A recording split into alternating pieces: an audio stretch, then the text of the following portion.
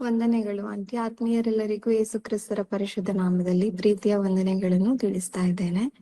ಈ ಸಮಯದಲ್ಲಿ ನಾವು ಒಂದು ಚಿಕ್ಕ ಪ್ರಾರ್ಥನೆಯೊಂದಿಗೆ ಈ ಕೂಟವನ್ನು ಅಂದರೆ ವಾಕ್ಯ ಭಾಗವನ್ನು ಪ್ರಾರಂಭಿಸಿಕೊಳ್ಳೋಣ. ಕಣ್ಣುಗಳನ್ನು ಮುಚ್ಚುವುದಾದರೆ ಪ್ರಾರ್ಥಿಸಿಕೊಳ್ಳೋಣ. ಪ್ರಿಯರೇ, ಪರಿಶುದ್ಧರು, ಮಹೋನ್ನತರು, ಮಹಾಪರಿಶುದ್ಧರಾದಂತಹ ಪರಲೋಕದ ತಂದೆಯಾದ ದೇವರೇ, ಒಳ್ಳೆಯ ಸಮಯಕ್ಕಾಗಿ ನನಗೆ ವಂದನೆಗಳು, ಸ್ತೋತ್ರಗಳು ತಂದೆಯೇ.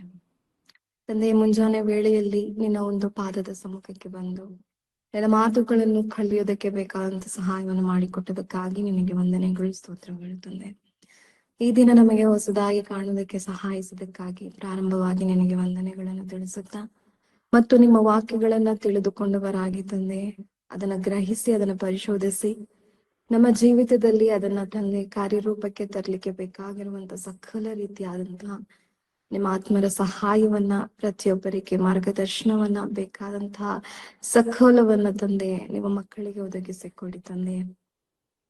ಎಲ್ಲರನ್ನ ಉತ್ತಮವಾದಂತಹ ಆರೋಗ್ಯದಲ್ಲಿ, ಒಳ್ಳೆಯ ರೀತಿಯಾದಂತಹ ಆತ್ಮಿಕ ರೀತಿಯಲ್ಲಿ ಆಶೀರ್ವದಿಸಲ್ಪಟ್ಟ ಮಕ್ಕಳಾಗಿ ಲೋಕದಲ್ಲಿ ನಿನಗೆ ಹೆಚ್ಚಾಗಿ ಫಲ ಕೊಟ್ಟು ತಂದೆಯೇ ನಿನ್ನ ಒಂದು ನಿಮ್ಮ ಮಗನ ಬರುವಿಕೆವರೆಗೂ ನಾವೆಲ್ಲರೂ ಸ್ಥಿರವಾಗಿಯೂ ದೃಢವಾಗಿಯೂ ಅಪ್ಪ ನಮ್ಮ ನಂಬಿಕೆಯನ್ನ ದೃಢವಾಗಿ ಕಾಪಾಡಿಕೊಂಡು ಭಕ್ತಿಯಲ್ಲಿ ಹೆಚ್ಚಾದ ರೀತಿ ನಿನಗೆ ಇಷ್ಟಪಡುವಂತಹ ಮಕ್ಕಳಾಗಿ ಲೋಕದಲ್ಲಿ ಜೀವಿಸ್ಲಿಕ್ಕೆ ಬೇಕಾದಂತ ಸಕಲವನ್ನ ನಿಮ್ಮ ಮಕ್ಕಳಿಗೆ ಅನುಗ್ರಹಿಸಿ ಈ ಕೂಟವನ್ನು ನಡೆಸುತ್ತಿರುವ ನಿಮ್ಮ ಮಗಳನ್ನ ಮತ್ತು ಅಪ್ಪ ಅದಕ್ಕೆ ಸಹಾಯವಾಗಿರುವಂತಹ ನಿಮ್ಮ ಮಗನ ನೆನೆಸಿ ಪ್ರಾರ್ಥಿಸ್ತೇನೆ.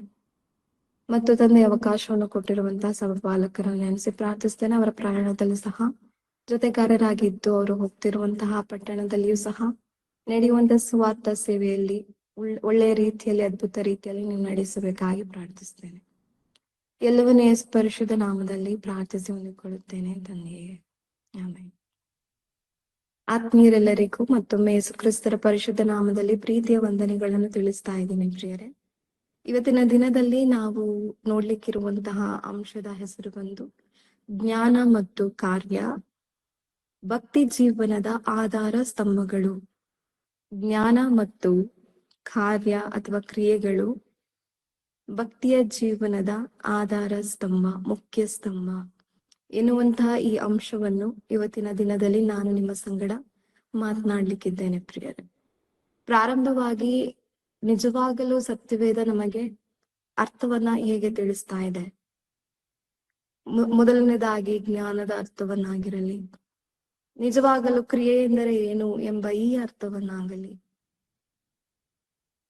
ಮತ್ತು ಇದರ ಎರಡಕ್ಕೂ ಇರುವಂತಹ ಸಂಬಂಧವನ್ನ ಸತ್ಯವೇದ ಹೇಗೆ ವಿಭಜಿಸಿದೆ ಎಂಬುದನ್ನ ಕುರಿತು ಇದರಲ್ಲಿ ನಮಗೆ ಭಕ್ತರು ತಿಳಿಸಿಕೊಟ್ಟಂತಹ ಉದಾಹರಣೆಗಳು, ಯೇಸು ಕ್ರಿಸ್ತರ ಮಾದರಿ, ಹಾಗೆಯೇ ಪವಿತ್ರಾತ್ಮರ ಒಂದು ಮುಖ್ಯ ಪಾತ್ರ ಏನಿದೆ ಈ ಒಂದು ಅಂಶದಲ್ಲಿ, ಇವೆಲ್ಲವನ್ನ ಕುರಿತು ಇವತ್ತಿನ ದಿನ ಆಲೋಚನೆ ಮಾಡಿಕೊಳ್ಳೋಣ ಪ್ರಿಯರೇ. ಪ್ರಾರಂಭವಾಗಿ ವಾಕ್ಯದ ಪ್ರಕಾರ ಜ್ಞಾನ ಎಂದರೆ ಏನು ಎಂಬುದನ್ನು ಕುರಿತು ಸ್ವಲ್ಪ ಸಮಯ ನಾವು ಆಲೋಚಿಸಿಕೊಳ್ಳೋಣ. ಈ ಲೋಕದಲ್ಲಿ ನಮಗೆ ತಿಳಿಯಬಹುದು ಪ್ರಿಯರೇ, ಜ್ಞಾನ ಎಂದರೆ ಲೋಕದ ಜ್ಞಾನ ಮತ್ತು ಆತ್ಮಿಕವಾದಂತಹ ಜ್ಞಾನ, ಇವೆರಡು ರೀತಿಯಾಗಿ ಇರುವಂತದ್ದನ್ನ ನಾವು ನೋಡಬಹುದು. ಮೊದಲನೇದಾಗಿ ಅದಕ್ಕೆ ವ್ಯತ್ಯಾಸ ಗೊತ್ತಾದರೆ ನಿಜವಾದ ಜ್ಞಾನದ ಅರ್ಥವನ್ನ ನಾವು ತಿಳಿದುಕೊಳ್ಳಲು ಸಾಧ್ಯವಾಗುತ್ತದೆ.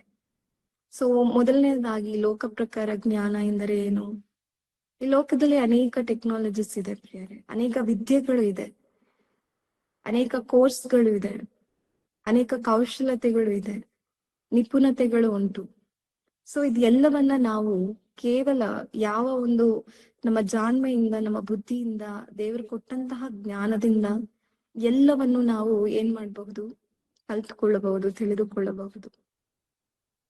ಎಲ್ಲದಕ್ಕೂ ಒಂದು ಲಿಮಿಟ್ ಎನ್ನುವಂಥದ್ದು ಇರುವಂತದ್ದಾಗಿದೆ.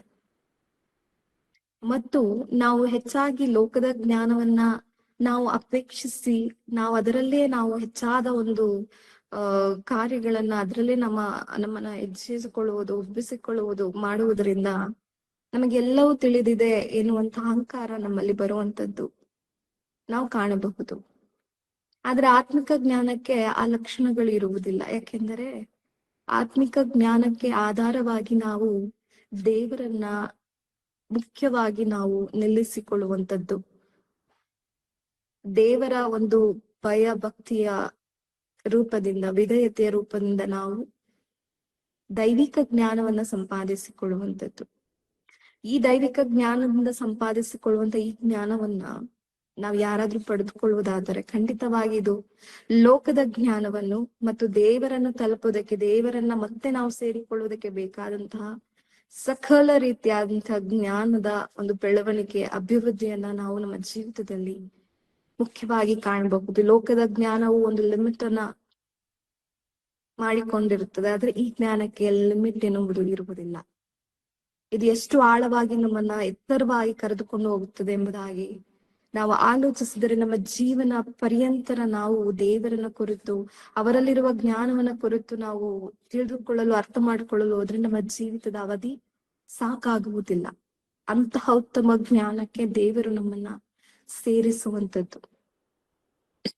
ಅಂತಹ ಜ್ಞಾನವನ್ನ ನಾವು ಪಡೆದುಕೊಳ್ಳುವುದಾದರೆ ಈ ಲೋಕದ ಜ್ಞಾನವು ನಮಗೆ ಕೇವಲ ಅಲ್ಪವಾಗಿ ಎಣಿಸಲಿಕ್ಕೆ ಆ ದೇವರ ಜ್ಞಾನ ನಮಗೆ ಸಹಾಯ ಮಾಡುವಂಥದ್ದು. ಅನೇಕ ಭಕ್ತರು ವಾಕ್ಯದಲ್ಲಿ ನಾವು ನೋಡುವುದಾದರೆ ದೇವರ ಜ್ಞಾನವನ್ನ ಪಡೆದುಕೊಂಡು ಈ ಲೋಕದ ಅನೇಕ ಜ್ಞಾನಿಗಳನ್ನ, ಪ್ರವೀಣರನ್ನ, ಅವರ ಜ್ಞಾನವನ್ನ ಮೀರಿಸುವಂತಹ ಒಂದು ಉತ್ತಮ ಜ್ಞಾನಿಗಳಾಗಿ ಲೋಕದಲ್ಲಿ ಜೀವಿಸಿರುವಂತದ್ದು ಮತ್ತು ದೇವರಿಗೆ ಸಾಕ್ಷಿಯನ್ನ ಕೊಟ್ಟಿರುವಂತದ್ದನ್ನ ನಾವು ಸತ್ಯವೇದದಲ್ಲಿ ನೋಡಿಕೊಳ್ಳಬಹುದು ಪ್ರಿಯರೇ. ಹಾಗಾದರೆ ನಮ್ಮ ಒಂದು ಆಯ್ಕೆ ಯಾವ್ದಾಗಿರಬೇಕಂದ್ರೆ, ದೇವರಿಂದ ಬರುವ ಉತ್ತಮವಾದಂತಹ ಆತ್ಮಿಕ ಜ್ಞಾನವನ್ನ ನಾವು ಖಂಡಿತವಾಗಿ ಅಪೇಕ್ಷಿಸುವವರಾಗಿರಬೇಕು. ಲೋಕದಲ್ಲಿ ಅನೇಕ ವಿಜ್ಞಾನಿಗಳು, ಸಂಶೋಧಕರು ಏನನ್ನ ಹೇಳ್ತಾರೆ, ಅವರು ದೇವರನ್ನ ಎಂದಿಗೂ ಒಪ್ಪಿಕೊಳ್ಳುವಂಥದ್ದಲ್ಲ, ದೇವರೇ ಇಲ್ಲ ಎಂಬುದಾಗಿ ಮೂರ್ಖತನದಲ್ಲಿ ಜೀವಿಸ್ತಿರುವಂತವರು.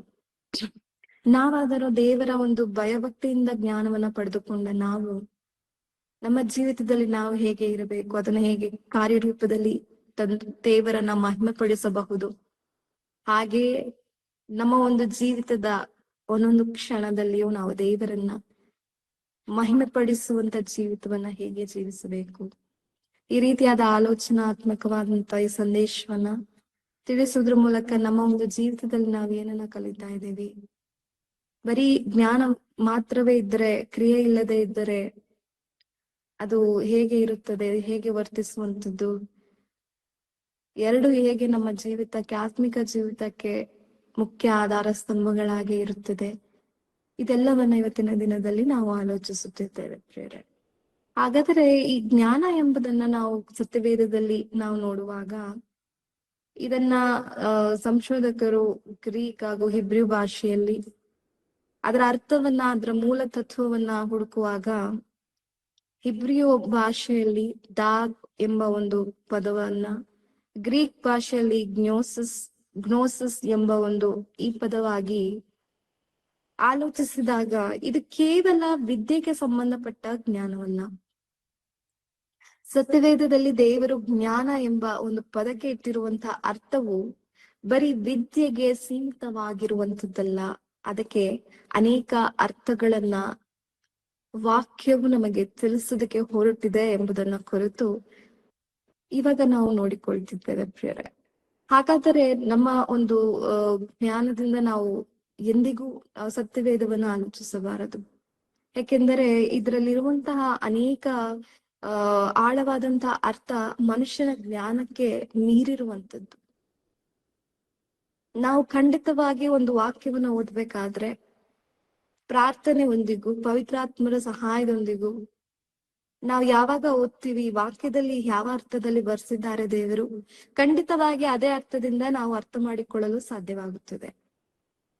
ಏನಾದರೂ ನಮ್ಮ ಜ್ಞಾನದಿಂದ ನಾನು ಓದ್ತೇನೆ, ನನ್ನ ಜ್ಞಾನದಿಂದ ನಾನು ಇದನ್ನ ಅರ್ಥ ಮಾಡಿಕೊಳ್ತೇನೆ ಅಂತ ಹೋದ್ರೆ ನಾವು ಖಂಡಿತವಾಗಿ ತಪ್ಪಿ ಬಿಡ್ತೇವೆ. ಯಾಕಂದರೆ ದೇವರ ಆಲೋಚನೆಗೂ ಮನುಷ್ಯರ ಆಲೋಚನೆಗೂ ಎಷ್ಟೋ ವ್ಯತ್ಯಾಸಗಳು ಮತ್ತು ದೇವರ ಜ್ಞಾನ ಎಷ್ಟೋ ಉನ್ನತವಾದದ್ದು ಎಂಬುದನ್ನ ನಾವು ನೋಡಿಕೊಳ್ಳಬಹುದು.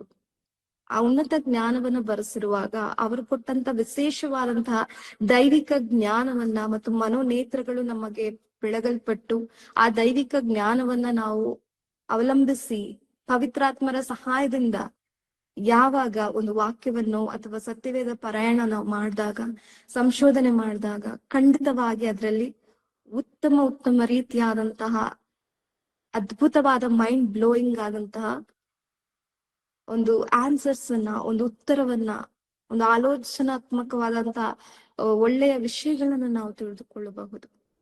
ಅದು ನಮ್ಮನ್ನ ದೇವರಲ್ಲಿ ಇನ್ನೂ ಹೆಚ್ಚಾದಂತಹ ಅಗಾಧ ಜ್ಞಾನದಲ್ಲಿ ನಮ್ಮನ್ನು ಕರೆದುಕೊಂಡು ಹೋಗುವಂಥದ್ದು. ಈ ಪ್ಯಾಟ್ರನ್ ಅನ್ನ ನಾವು ಖಂಡಿತವಾಗಿ ಫಾಲೋ ಮಾಡ್ಬೇಕಾಗುತ್ತೆ ಪ್ರಿಯರೇ.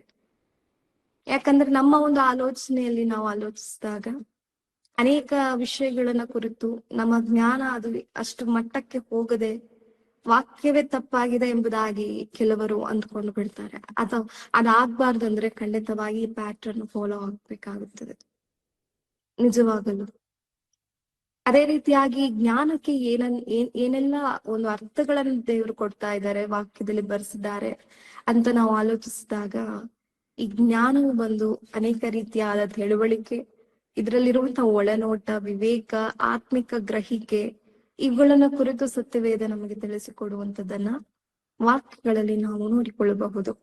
ಹಾಗಾದ್ರೆ ನಿಜವಾದಂತಹ ಜ್ಞಾನ ಯಾವುದರಿಂದ ಬರುತ್ತೆ ಅಂತ ನಾವೇನಾದ್ರೂ ಪ್ರಶ್ನೆಯನ್ನು ಮಾಡಿಕೊಂಡರೆ ಅದು ಕೇವಲ ನಮ್ಮ ಬುದ್ಧಿಯಿಂದ ಮಾತ್ರ ಬರುವಂತದ್ದಲ್ಲ. ಆದರೆ ಖಂಡಿತವಾಗಿ ನಾವು ದೇವರಿಗೆ ಒಳಪಟ್ಟಾಗಲೇ ಆ ಒಂದು ನಿಜವಾದಂತಹ ಜ್ಞಾನ, ದೈವಿಕವಾದಂತಹ ಜ್ಞಾನ ನಮ್ಮಲ್ಲಿ ಉಭಯಿಸುವಂತದ್ದನ್ನ ನಾವು ಕಾಣಬಹುದು.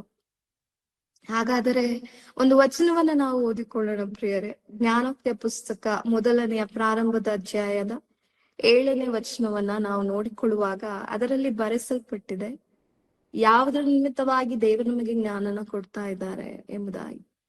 ಸಕಲ ಜ್ಞಾನಕ್ಕೆ ಮೂಲದಾತನಾಗಿರುವಂತವರು ದೇವರೇ ಎಂಬುದಾಗಿ ನಮಗೆ ತಿಳಿದಿರುವಾಗ ದೇವರು ಹೇಗೆ ಜ್ಞಾನವನ್ನ ಪಡೆದುಕೊಳ್ಬೇಕೆಂಬುದಾಗಿಯೂ ಸಹ ನಮ್ಗೆ ಹಿಂಟನ್ನ ಕೊಡ್ತಾ ಇರ್ತಾರ.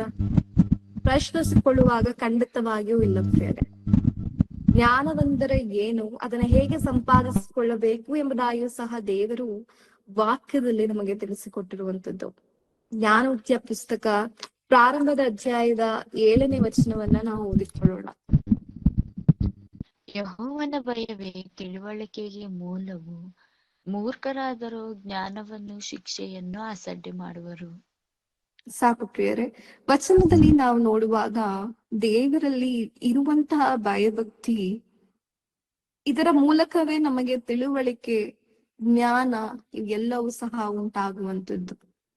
ಆದರೆ ಮೂರ್ಖರಾದರೂ ಜ್ಞಾನವನ್ನು ಶಿಕ್ಷೆಯನ್ನು ಅಸಡ್ಡೆ ಮಾಡುವರು ಎಂಬುದಾಗಿ ಇಲ್ಲಿ ಬರೆಸಿರುವಂತದ್ದನ್ನು ನಾವು ಹೆಚ್ಚಾಗಿ ಇದನ್ನ ನಾವು ಕನ್ಸಿಡರ್ ಮಾಡಿ ನೋಡಿದ್ರೆ ಯಾವ ಜ್ಞಾನವನ್ನ ಇವರು ಬೇಡ ಅಂತ ಇದ್ದಾರೆ? ಖಂಡಿತವಾಗಿ ಲೋಕ ಪ್ರಕಾರ ಜ್ಞಾನವಂತಂತೂ ಅಲ್ಲ.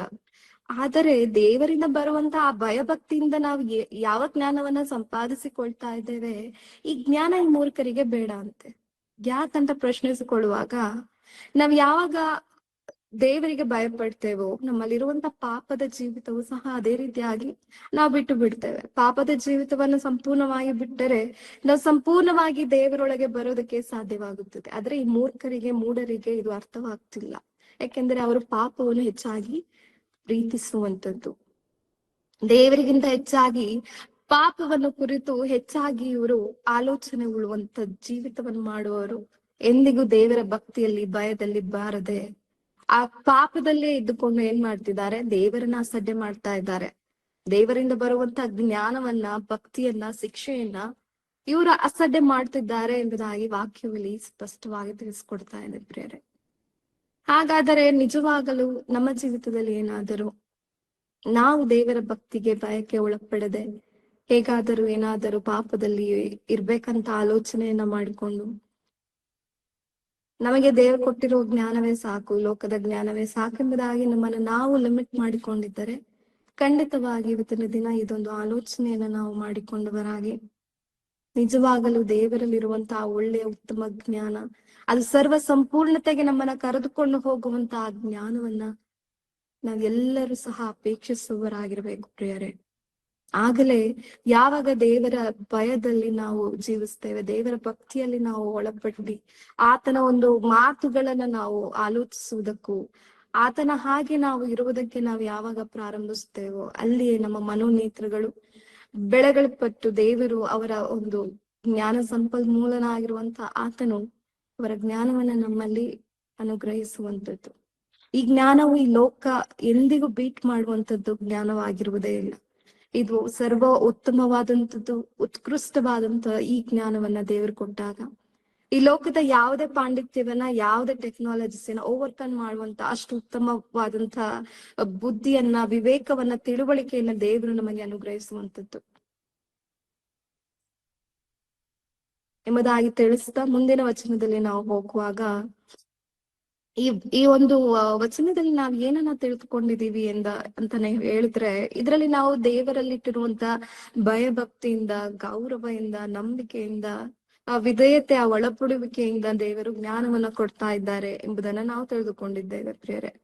ಅದೇ ರೀತಿಯಾಗಿ ಕಳೆದ ಒಂದು ಭಾಗದಲ್ಲಿಯೂ ಸಹ ನಾವು ಲೋಕದ ಜ್ಞಾನ ಎಂದರೆ ಏನು ಮತ್ತು ಆತ್ಮಿಕವಾದಂತಹ ಜ್ಞಾನ ಎಂದರೆ ಏನು ಎಂಬುದಾಗಿಯೂ ಸಹ ಕೆಲ ಸಮಯಗಳು ಆಲೋಚಿಸಿಕೊಂಡಿದ್ದೇವೆ. ಈ ಆತ್ಮಿಕವಾದ ಜ್ಞಾನದಲ್ಲಿ ಒಬ್ಬ ಮನುಷ್ಯನಲ್ಲಿ ಬರುವಂತಹ ಪರಿವರ್ತನೆ, ಲೋಕ ಪ್ರಕಾರ ಜ್ಞಾನದಲ್ಲಿ ಒಬ್ಬ ಮನುಷ್ಯನಲ್ಲಿ ಆಗುವಂತ ಆ ಉದ್ಭವಿಸುವಂತ ಆ ಹೆಚ್ಚಿಸುವಿಕೆ, ಅಹಂಕಾರವನ್ನ ಕುರಿತು ಸಹ ನಾವು ಆಲೋಚಿಸಿಕೊಂಡಿದ್ದೇವೆ.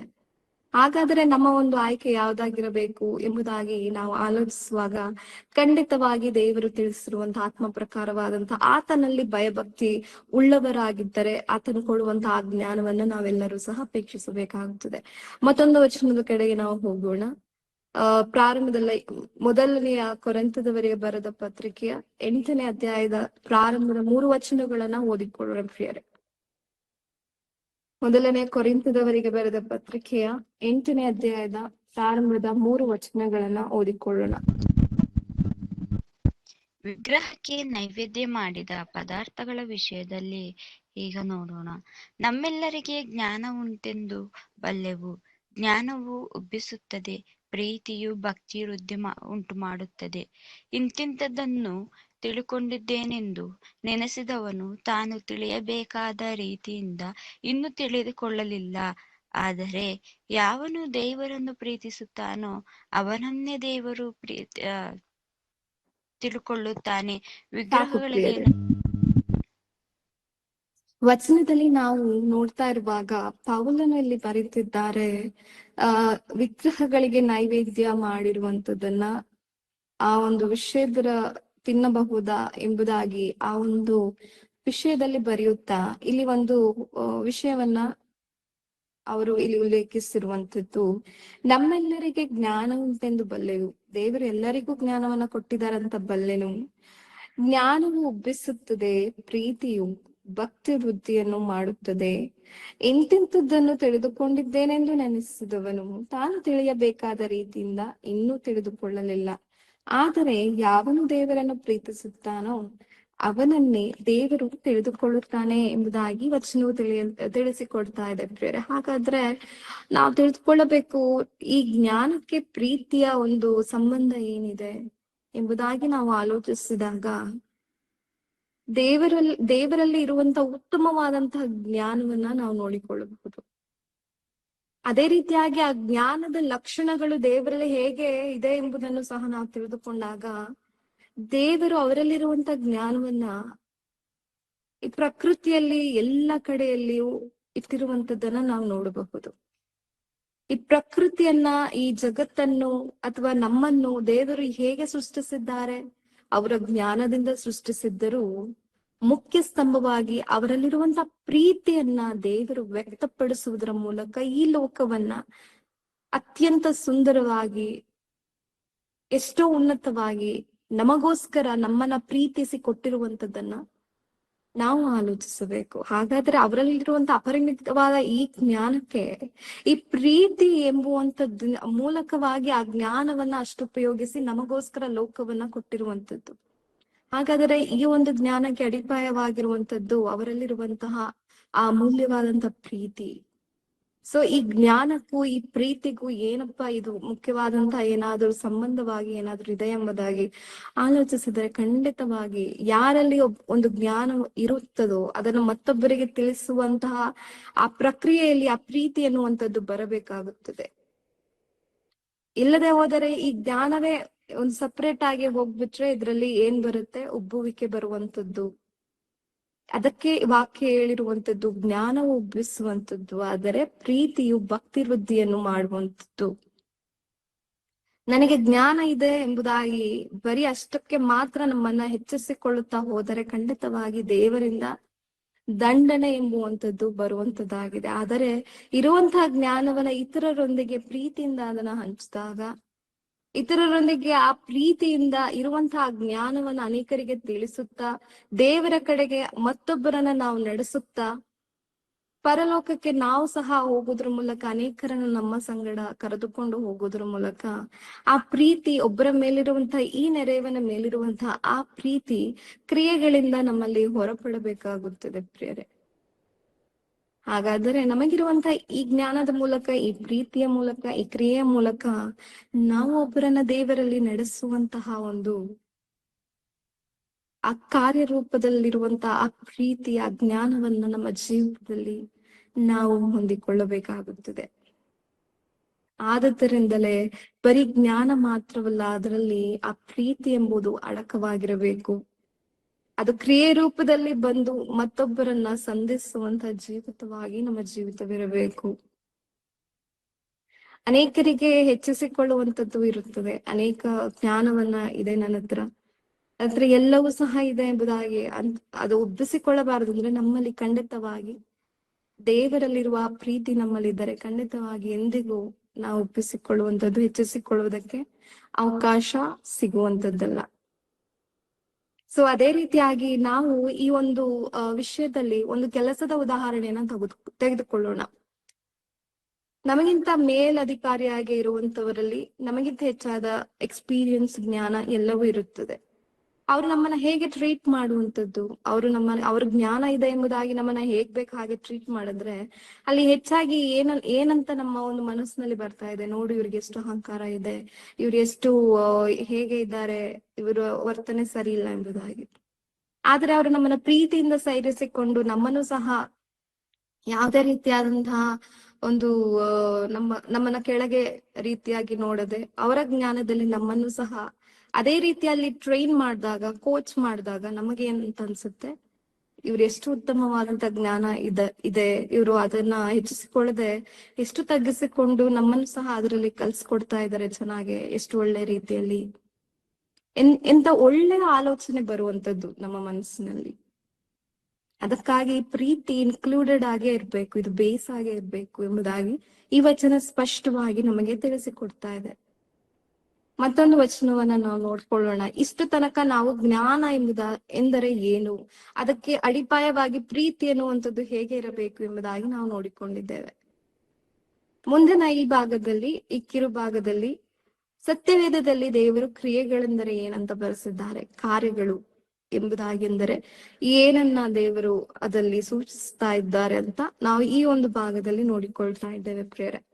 ಈ ಕಾರ್ಯ ಎಂಬುದಾಗಿ ನಾವು ಆಲೋಚಿಸಿದರೆ ಒಂದು ಡೆಫಿನಿಷನ್ ಅನ್ನು ನಾವು ಹೇಳ್ಬೇಕಂದ್ರೆ, ದೇವರ ಮೇಲೆತ್ತಿರುವಂತಹ ಈ ನಂಬಿಕೆ, ಆತನ ಜ್ಞಾನದಿಂದ ಬರುವಂತಹ ಆ ಜೀವಿತ ಮತ್ತು ಆ ನಡವಳಿಕೆಯನ್ನ ನಾವು ಕಾರ್ಯಗಳು ಎಂಬುದಾಗಿ, ದೈವಿಕ ಕಾರ್ಯಗಳು ಅಥವಾ ಕ್ರಿಯೆಗಳು, ಭಕ್ತಿಯ ಕ್ರಿಯೆಗಳು ಎಂಬುದಾಗಿ ನಾವು ಅದನ್ನ ಹೇಳಬಹುದು. ದೇವರ ಜ್ಞಾನವನ್ನ ಪಡೆದುಕೊಂಡ ನಂತರ ಆ ನಂಬಿಕೆಯ ಜೀವಿತವನ್ನ ನಾವು ಪ್ರಾರಂಭಿಸಿದಾಗ ಆ ಒಂದು ಆತ್ಮೀಕವಾದಂತಹ ಆ ಜ್ಞಾನದಿಂದ ಉದ್ಭವ ಉಂಟಾಗುವಂತ ಆ ಕ್ರಿಯೆ ರೂಪದಂತಹ ಆ ಜೀವಿತವನ್ನೇ ದೇವರು ಇಲ್ಲಿ ಒಳ್ಳೆಯ ಜ್ಞಾನದ ಕಾರ್ಯಗಳು, ಕ್ರಿಯೆಗಳು ಎಂಬುದಾಗಿ ಸತ್ಯವೇದವು ಕರೆತಿರುವಂತದ್ದು. ಸೊ ಆ ಜ್ಞಾನದಿಂದ ಯಾವಾಗ ನಾವು ಈ ಕ್ರಿಯೆಯಲ್ಲಿ ಅದನ್ನ ತೋರಿಸಿ ಆ ಜೀವಿತವನ್ನ ನಾವು ಜೀವಿಸಿದಾಗಲೇ ನಮ್ಮ ಆತ್ಮಿಕ ಜೀವಿತ ಅಷ್ಟು ಸ್ಟ್ರಾಂಗ್ ಆಗ್ಲಿಕ್ಕೆ ಸಾಧ್ಯವಾಗುತ್ತದೆ. ಈ ಒಳ್ಳೆಯ ಕಾರ್ಯಗಳು ನಮ್ಮ ಜೀವಿತದಲ್ಲಿ ನಾವು ಮಾಡ್ಲಿಕ್ಕೆ, ಅದನ್ನ ಕ್ರಿಯೆ ರೂಪದಲ್ಲಿ ತೋರಿಸ್ಲಿಕ್ಕೆ ದೇವರು ನಮಗೆ ಸಹಾಯವನ್ನ ಮಾಡುವಂಥದ್ದು. ಆದದ್ದರಿಂದಲೇ ಜ್ಞಾನ ಮತ್ತು ಕಾರ್ಯ ಇವೆರಡು ಮುಖ್ಯವಾದಂತ ಸ್ತಂಭವಾಗಿದೆ ನಮ್ಮ ಆತ್ಮಿಕ ಜೀವಿತಕ್ಕೆ. ಅದೇ ರೀತಿಯಾಗಿ ಒಂದು ವಚನವನ್ನ ಓದಿಕೊಳ್ಳೋಣ. ನಮಗೆಲ್ಲರಿಗೂ ತಿಳಿದಿರುವ ವಚನವೇ ಆಗಿದ್ದರೂ ಒಂದು ಬಾರಿ ಓದಿಕೊಳ್ಳೋಣ. ಯಾಕೋಬನಿಗೆ ಬರೆದ ಪತ್ರಿಕೆ 2ನೇ ಅಧ್ಯಾಯದ 17ನೇ ವಚನವನ್ನ ಓದಿಕೊಳ್ಳೋಣ ಪ್ರಿಯರೇ. ಯಾಕೋಬನಿಗೆ ಬರೆದಂತಹ ಪತ್ರಿಕೆ 2ನೇ ಅಧ್ಯಾಯದ 17ನೇ ವಚನವನ್ನ ನೋಡಿಕೊಳ್ಳೋಣ. ಹಾಗೆಯೇ ಕ್ರಿಯೆಗಳಿಲ್ಲದಿದ್ದರೆ ನಂಬಿಕೆಯು ತನ್ನಲ್ಲಿ ಜೀವವಿಲ್ಲದ್ದು. ಮತ್ತೆ ಹೀಗೆ ಹೀಗೆಲ್ಲವಾದರೆ ಒಬ್ಬ ಮನುಷ್ಯನು, ನಿನಗೆ ನಂಬಿಕೆ ಉಂಟು, ನನಗೆ ಕ್ರಿಯೆಗಳುಂಟು, ನಾನು ನನ್ನ ಕ್ರಿಯೆಗಳ ಮುಖಾಂತರ ನನ್ನ ನಂಬಿಕೆಯನ್ನು ನನಗೆ ತೋರಿಸುತ್ತೇನೆ, ನೀನು ಕ್ರಿಯೆಗಳಿಲ್ಲದೆ ನಿನ್ನ ನಂಬಿಕೆಯನ್ನು ನನಗೆ ತೋರಿಸು ನೋಡೋಣ ಎಂದು ಹೇಳುವವನಲ್ಲವೇ? ಹಾಗಾದ್ರೆ ಈಗ ನಾನು ಒಂದು ಸ್ಟೇಟ್ಮೆಂಟ್ ಅನ್ನ ಕೊಡ್ತಾ ಇದ್ದೀನಿ. ಎಕ್ಸಾಂಪಲ್ಗೆ ನಾವು ತಿಳ್ಕೊಳ್ಬೇಕಂದ್ರೆ ಒಂದು ಸ್ಟೇಟ್ಮೆಂಟ್ ನಾನು ಕೊಡ್ತಾ ಇದ್ದೀನಿ. ನಾನು ಒಬ್ಬರನ್ನ ಇಷ್ಟು ರೀತಿಯಾಗಿ ತುಂಬಾ ಪ್ರೀತಿ ಮಾಡ್ತಾ ಇದ್ದೀನಿ ಎಂಬುದಾಗಿ ಒಂದು ಸ್ಟೇಟ್ಮೆಂಟ್ ಅನ್ನ ಒಬ್ರು ಕೊಡ್ತಾ ಇದ್ದಾರೆ. ಅದಕ್ಕೆ ಯಾವುದೇ ರೀತಿಯಾದ ಮೂಲ ಕ್ರಿಯೆಗಳು ಇಲ್ಲದಿದ್ದರೆ ಆ ಒಂದು ಸ್ಟೇಟ್ಮೆಂಟ್ ಅನ್ನ ಹೇಗೆ ಕನ್ಸಿಡರ್ ಮಾಡ್ತಾರೆ ಸೊಸೈಟಿ? ಆಲೋಚಿಸಿದಾಗ ಖಂಡಿತವಾಗಿ ಅದು ಫಾಲ್ಸ್ ಸ್ಟೇಟ್ಮೆಂಟ್, ಇವರು ಫೇಕ್ ಅಂತ ಹೇಳ್ಬಿಡ್ತಾರೆ. ಸೊ ಯಾವಾಗ ಅದರಲ್ಲಿ ಕ್ರಿಯೆ ಎನ್ನುವಂಥದ್ದು ಇರುತ್ತದೋ, ನಾನು ನಿಮ್ಮನ್ನ ಪ್ರೀತಿ ಮಾಡ್ತಿದ್ದೇನೆ ಎಂಬುದಾಗಿ ಹೇಳಿದಾಗ ಅದರಲ್ಲಿ ಇವರ ಜೊತೆ ಹೇಗೆ ಇದ್ದಾರೆ, ಎಷ್ಟು ರೀತಿಯ ಅನ್ಯೋನ್ಯತೆಯಲ್ಲಿ ಇದ್ದಾರೆ, ಒಬ್ಬರ ಸಂಗಡ ಇವರ ವರ್ತನೆ ಹೇಗಿದೆ, ಅವರಿಗೆ ಕೆಟ್ಟದ್ದನ್ನ ಬಯಸ್ತಾ ಇದ್ದಾರೆ ಅಥವಾ ಯಾವಾಗ್ಲೂ ಅವ್ರನ್ನ ಒಳ್ಳೇದಾಗ್ಬೇಕಂತ ಅವ್ರಿಗೆ ನನ್ನ ಹೃದಯದಲ್ಲಿ ನಾನು ನೆನೆಸ್ತಾ ಇದ್ದೇನಾ? ಇದೆಲ್ಲವೂ ಸಹ ಕ್ರಿಯೆಗೆ ಸಂಬಂಧಪಟ್ಟಂತದ್ದು. ಅದು ನಮ್ಮ ಆಲೋಚನೆಯಲ್ಲಿ ಆಗಿರಬಹುದು, ಹೊರ ನೋಟದಲ್ಲಿ ಆಗಿರಬಹುದು, ನಾವು ಮಾಡುವಂತಹ ಕ್ರಿಯೆಗಳು, ಈ ಕ್ರಿಯೆಗಳ ಆತ್ಮಕ ಆಲೋಚನೆಗಳು, ಇವೆಲ್ಲವೂ ಸಹ ಒಂದು ರೀತಿಯಾದ ಕ್ರಿಯೆಗೆ ಒಳಪಡುವಂತದ್ದಾಗಿದೆ. ದೇವರು ಕಲಿಸಿಕೊಟ್ಟಿರುವಂತದ್ದು, ನಿನ್ನ ನೆರೆಯವರನ್ನ ನೀನು ಪ್ರೀತಿಸಿದರೆ ಅದರ ಕ್ರಿಯೆಯಲ್ಲಿ ಹೇಗೆ ವ್ಯಕ್ತಪಡಿಸ್ತೀಯ ಎಂಬುದಾಗಿ ದೇವರು ಪ್ರಶ್ನಿಸುವಾಗ ನಮಗೆ ಏನಂತ ನಾವು ಉತ್ತರವನ್ನ ಹೇಳಬಹುದು? ನಿನ್ನ ನೆರೆಯವರನ್ನ ನೀನು ನಿನ್ನಂತೆ ಪ್ರೀತಿಸು ಎಂಬುದಾಗಿ ಹೇಳಿರುವಂತ ಈ ಅರ್ಥವನ್ನ, ಈ ಒಂದು ವಾಕ್ಯವನ್ನ ಆಲೋಚಿಸಿದಾಗ ಖಂಡಿತವಾಗಿ ನಮ್ಮ ಕ್ರಿಯೆ ಅದಕ್ಕೆ ಪ್ರತಿಕ್ರಿಯೆಯಾಗಿ ಹೇಗೆ ಇರುತ್ತದೆ ಎಂಬುದಾಗಿ ನಾವು ಆಲೋಚಿಸಿದಾಗ, ಇತರರನ್ನ ನಮ್ಮಂತೆ ನಾವು ಪ್ರೀತಿಸ್ತಾ ಇದ್ದೇವಾ? ನಮ್ಮನ್ನ ಕುರಿತು ಯಾವಾಗಲೂ ನಮಗೆ ಕೆಟ್ಟದಾಗ್ಬೇಕಂತ ಆಲೋಚಿಸಿಕೊಳ್ಳೋಲ್ಲ. ನಮ್ಮನ್ನ ಕುರಿತು ನಾವು ಯಾವಾಗಲೂ ಗೊಣಗುವುದಿಲ್ಲ. ನಮ್ಮನ್ನ ಕುರಿತು ಇನ್ನೊಬ್ಬರ ಹತ್ರ ಹೋಗಿ ಕೆಟ್ಟದಾಗಿ ನಮ್ಮನ್ನ ಕುರಿತು ನಾವು ಹೇಳ್ಕೊಳ್ಳುವುದಿಲ್ಲ. ಹಾಗೆ ನಾವು ಇನ್ನೊಬ್ಬರನ್ನ ಪ್ರೀತಿ ಮಾಡ್ತಿದ್ದೇವೆ ಅಂತ ಹೇಳ್ಬಿಟ್ಟು ಅವರನ್ನ ಕುರಿತು ಪರಸ್ಪರವಾಗಿ ಅವರನ್ನ ಕುರಿತು ದ್ವೇಷವನ್ನ ಇಟ್ಟುಕೊಳ್ಳುವಂಥದ್ದು, ಅವರಿಗೆ ಕೆಟ್ಟದೇ ಆಗ್ಬೇಕಂತ ಆಲೋಚಿಸುವಂಥದ್ದು, ಅವರನ್ನ ನೋಡಿ ಉರಿಗೊಳ್ಳುವಂಥದ್ದು, ಹೊಟ್ಟೆ ಕಿಚ್ಚು ಪಡುವಂಥದ್ದು, ಈ ಮತ್ಸರವು ಒಬ್ಬರ ಜೀವಿತದಲ್ಲಿ ಇದ್ದರೆ ಖಂಡಿತವಾಗಿ ಅವರ ಹೃದಯದಲ್ಲಿ ಯಾವುದೇ ರೀತಿಯಾದ ಪ್ರೀತಿಗೆ ಸ್ಥಳವೇ ಇರುವಂತದ್ದಿಲ್ಲ. ಅದಕ್ಕಾಗಿಯೇ ದೇವರು ಏನಂತ ಹೇಳಿದ್ದಾರೆ, ನಿನ್ನ ನೆರೆಯವರನ್ನ ನಿನ್ನಂತೆ ಪ್ರೀತಿಸಬೇಕು. ನಾವ್ ಯಾವಾಗಲೂ ನಮಗೆ ಹೇಗೆ ಒಳ್ಳೇದೇ ಆಗ್ಬೇಕಂತ ಆಲೋಚಿಸ್ತೇವೆ, ಇತರರನ್ನು ಸಹ ನೋಡಿದಾಗ ಅವರಿಗೂ ಸಹ ಯಾವಾಗಲೂ ಉತ್ತಮವಾದದನ್ನ, ಬೆಸ್ಟ್ ಆಗಿರುವಂತದ್ದನ್ನ ನಾವು ಆಲೋಚಿಸಬೇಕಾಗುತ್ತದೆ. ಇನ್ನೊಬ್ಬರ ಏಳಿಗೆಯನ್ನ, ಬೆಳವಣಿಗೆಯನ್ನ ನಾವು ನೋಡಿದಾಗ ಅದರ ಮೂಲಕವಾಗಿ ದೇವರಿಗೆ ನಾವು ಯಾವಾಗ ಥ್ಯಾಂಕ್ಸ್ ಹೇಳ್ತೀವಿ, ಅದು ಆ ಮೆಚುರಿಟಿಯಲ್ಲಿ, ಆ ಲೆವೆಲ್ ಅಲ್ಲಿ ಇರ್ಬೇಕಾಗಿರುವಂತಹ ಪ್ರೀತಿ. ಆ ಪ್ರೀತಿ ಒಬ್ಬರಲ್ಲಿ ಇಲ್ಲದಿದ್ದರೆ ಆ ಕಾರ್ಯರೂಪದಲ್ಲಿ ಮತ್ತೆ ಏನನ್ನ ಬೆಳೆಸುವಂತದ್ದೆಂದರೆ ನಾವು ನೋಡುವಾಗ ಅದರಲ್ಲಿ ಬರೀ ಹೊಟ್ಟೆ ಕಿಚ್ಚು, ದ್ವೇಷ, ಇನ್ನೊಬ್ಬರನ್ನ ನೋಡಿದರೆ ಅವರು ಏಳಿಗೆ ಹೊಂದುತ್ತಿರುವುದನ್ನ ನೋಡಿ ನಾವು ಉರಿಗೊಳ್ಳುವಂಥದ್ದು, ಈ ಮತ್ಸರ ಎಂಬುವಂಥದ್ದು, ಹೊಟ್ಟೆ ಕಿಚ್ಚು ಎಂಬುವಂಥದ್ದು, ಒಬ್ಬರನ್ನ ಕುರಿತು ಇನ್ನೊಬ್ಬರಲ್ಲಿ ಯಾವುದೇ ರೀತಿಯಾದ ಚಾಡಿಯನ್ನ ಹೇಳುವಂಥದ್ದು, ಗೊಣಗುವಂಥದ್ದು, ಇದೆಲ್ಲವೂ ಸಹ ಬಂದ್ಬಿಡುವಂಥದ್ದು. ಇದೆಲ್ಲವೂ ಅವಾಯ್ಡ್ ಆಗ್ಬೇಕಂದ್ರೆ ದೇವರು ಹೇಳಿರುವಂತಹ ಕ್ರಿಯೆ ರೂಪದ ಪ್ರೀತಿ, ದೇವರಲ್ಲಿ ಇರುವಂತಹ ಆ ಒಂದು ಅಮೂಲ್ಯವಾದ ಪ್ರೀತಿ, ಯಾರಿಗೂ ಕೆಟ್ಟದನ್ನ ಆಲೋಚಿಸದೆ ಒಳ್ಳೆದನ್ನೇ ಎಲ್ಲರೂ ಒಳ್ಳೆ ರೀತಿಯಲ್ಲೇ, ನನ್ನ ರೀತಿಯಲ್ಲೇ ಇರ್ಬೇಕು. ನಾನು ಹೇಗೆ ಇದ್ದೇನೆ, ದೇವರಲ್ಲಿ ನಾನು ಜ್ಞಾನದಲ್ಲಿ ಇದ್ದೇನಾ, ಅವರು ಸಹ ಅದೇ ಜ್ಞಾನದಲ್ಲಿ ಬರಬೇಕು. ನಾನು ದೇವರಲ್ಲಿ ಇಷ್ಟು ಅನ್ಯೂನ್ಯವಾಗಿದ್ದೇನೆ, ಅವರು ಸಹ ದೇವರೊಂದಿಗೆ ಅಷ್ಟು ಅನ್ಯೂನ್ಯವಾಗಿ ಜೀವಿಸಬೇಕು. ನನ್ನ ಜೊತೆ ಅವರು ಸಹ ಪರಲೋಕಕ್ಕೆ ಬರಬೇಕು. ಮತ್ತು ಯಾರಾದ್ರೂ ಅವರ ನಂಬಿಕೆಯಲ್ಲಿ ಸ್ವಲ್ಪ ಕೊಂಚಿತವಾಗಿ ಅವರು ದೇವರನ್ನು ಬಿಟ್ಟು ಹೋಗ್ತಾ ಇದ್ರೆ ನಮ್ಮ ಹೃದಯದಲ್ಲಿ ಆ ಒಂದು ದುಃಖ ಉಂಟಾಗ್ಬೇಕು. ಅಯ್ಯೋ, ಈ ಆತ್ಮ ನಷ್ಟಪಟ್ಟು ಹೋಗ್ತಾ ಇದೆ, ಇವರನ್ನ ಹೇಗಾದ್ರೂ ಮಾಡಿ ದೇವರಲ್ಲಿ ನಾನು ನಿಲ್ಲಿಸ್ಬೇಕು. ಅದಕ್ಕೆ ಎಷ್ಟು ಕಾಸ್ಟ್ ಆದ್ರೂ ಪರವಾಗಿಲ್ಲ, ದೇವರಲ್ಲಿ ಇವರನ್ನ ನಾನು ನಿಲ್ಲಿಸೋದಕ್ಕೆ ಎಷ್ಟು ಕಾಸ್ಟ್ ಆದ್ರೂ ಪರವಾಗಿಲ್ಲ, ನಾನು ರೆಡಿಯಾಗೇ ಇರ್ಬೇಕು ದೇವರಲ್ಲಿ ಇವರು ಬೆಳೆಯೋದಕ್ಕೆ ಎಂಬುವಂತ ಆ ನಿರ್ಧಾರ ನಮ್ಮ ಜೀವಿತದಲ್ಲಿ ಬರಬೇಕಾಗುತ್ತದೆ. ಆಗಲೇ ದೇವರು ಮೆಚ್ಚುವಂತಹ ಪ್ರೀತಿಯ ಹೃದಯ ಕಾರ್ಯರೂಪವಾದಂತಹ ರೀತಿಯಲ್ಲಿ ಬರುವಂತದ್ದು. ಮತ್ತಿನ್ನೊಂದು ವಚನವನ್ನ ನಾವು ಹಾಗೆ ನಾವು ಆಲೋಚಿಸಿಕೊಂಡಾಗ ಈ ವಚನಗಳನ್ನು ಓದುತ್ತಿದ್ದರು ಒಂದು ಉದಾಹರಣೆಯ ರೀತಿಯಲ್ಲಿ ಇದನ್ನ ನಾನು ತಿಳಿಸ್ತೇನೆ ಪ್ರಿಯರೇ. ಅಬ್ರಹಾಂ ಅವರ ಜೀವಿತವನ್ನ ನಾವು ನೋಡಿಕೊಳ್ಳೋಣ. ಇದನ್ನ ಹೇಳಲೇಬೇಕು, ಯಾಕೆಂದ್ರೆ ಅದು ಉತ್ತಮ ಮಾದರಿಯನ್ನು ಅವ್ರು ತೋರಿಸ್ಕೊಟ್ಟಿರುವಾಗ ಅದನ್ನ ಕುರಿತು ನಾವು ಮಾತನಾಡಿಕೊಳ್ಳೋಣ. ಒಂದು ನಂಬಿಕೆಯ ಜೀವಿತಕ್ಕೆ ಕ್ರಿಯೆ ರೂಪದಲ್ಲಿ ಅವರು ತೋರಿಸಿದಂತಹ ಒಂದು ಉತ್ತಮ ಎಕ್ಸಾಂಪಲ್ ಅನ್ನ ನಾವು ಆಲೋಚಿಸಿದಾಗ, ಅಂತಹ ಉತ್ತಮವಾದ ಭಕ್ತರನ್ನ ದೇವರು ಲೋಕದಲ್ಲಿ ಅವರು ಸಹ ನಮ್ಮ ಹಾಗೆ ಜೀವಿಸಿ ಹೋದರು.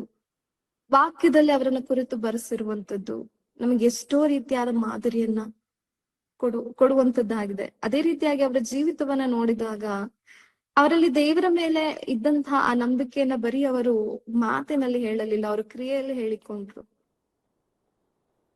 ಅವರಿಗಿದ್ದಂತ ಒಬ್ಬನೇ ಮಗ, ಅದು ಅಷ್ಟು ಪ್ರೀತಿಯ ಮಗನಾಗಿದ್ದರೂ ಸಹ ಅವರು ದೇವರ ಮೇಲೆ ಇಟ್ಟಿರುವಂತಹ ಪ್ರೀತಿ, ಮಗನ ಮೇಲೆ ಇಟ್ಟಿರುವಂತ ಪ್ರೀತಿಯನ್ನ ನಾವು ಅಳತೆ ಮಾಡಿದಾಗ, ಒಂದು ನಿಮಿಷ ಅಳತೆ ಮಾಡಿದಾಗ ನಮಗೆ ಒಂದು ಫ್ಲಾಶ್ ಆಗುವಂತದ್ದು ಏನಂತ ಹೇಳಿದಾಗ, ಇವರು ಎಷ್ಟು ದೇವರ ಮೇಲೆ ಎಷ್ಟು ಪ್ರೀತಿಯನ್ನ ಇಟ್ಟಿದಾರಪ್ಪ,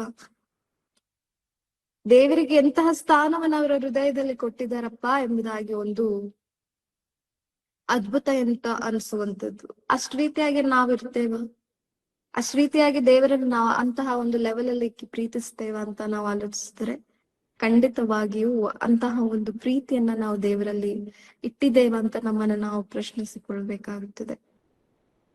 ಯಾಕಂದ್ರೆ ನಾವು ಯಾವಾಗ ದೇವರನ್ನ ಮೊದಲನೆಯ ಪ್ರಿಫರೆನ್ಸ್ ನಲ್ಲಿಟ್ಟು ಅವರನ್ನ ಅಷ್ಟು ರೀತಿಯಾಗಿ ಪ್ರೀತಿಸಲು ಪ್ರಾರಂಭಿಸ್ತೇವೆ, ನೆಕ್ಸ್ಟ್ ಮೂಮೆಂಟ್ ನಮ್ಮಲ್ಲಿ ಇರುವಂತದ್ದು ಎಲ್ಲವನ್ನ ಸಹ ನಾವು ಸ್ಯಾಕ್ರಿಫೈಸ್ ಮಾಡಿ ಬಿಡುವಂತದ್ದು,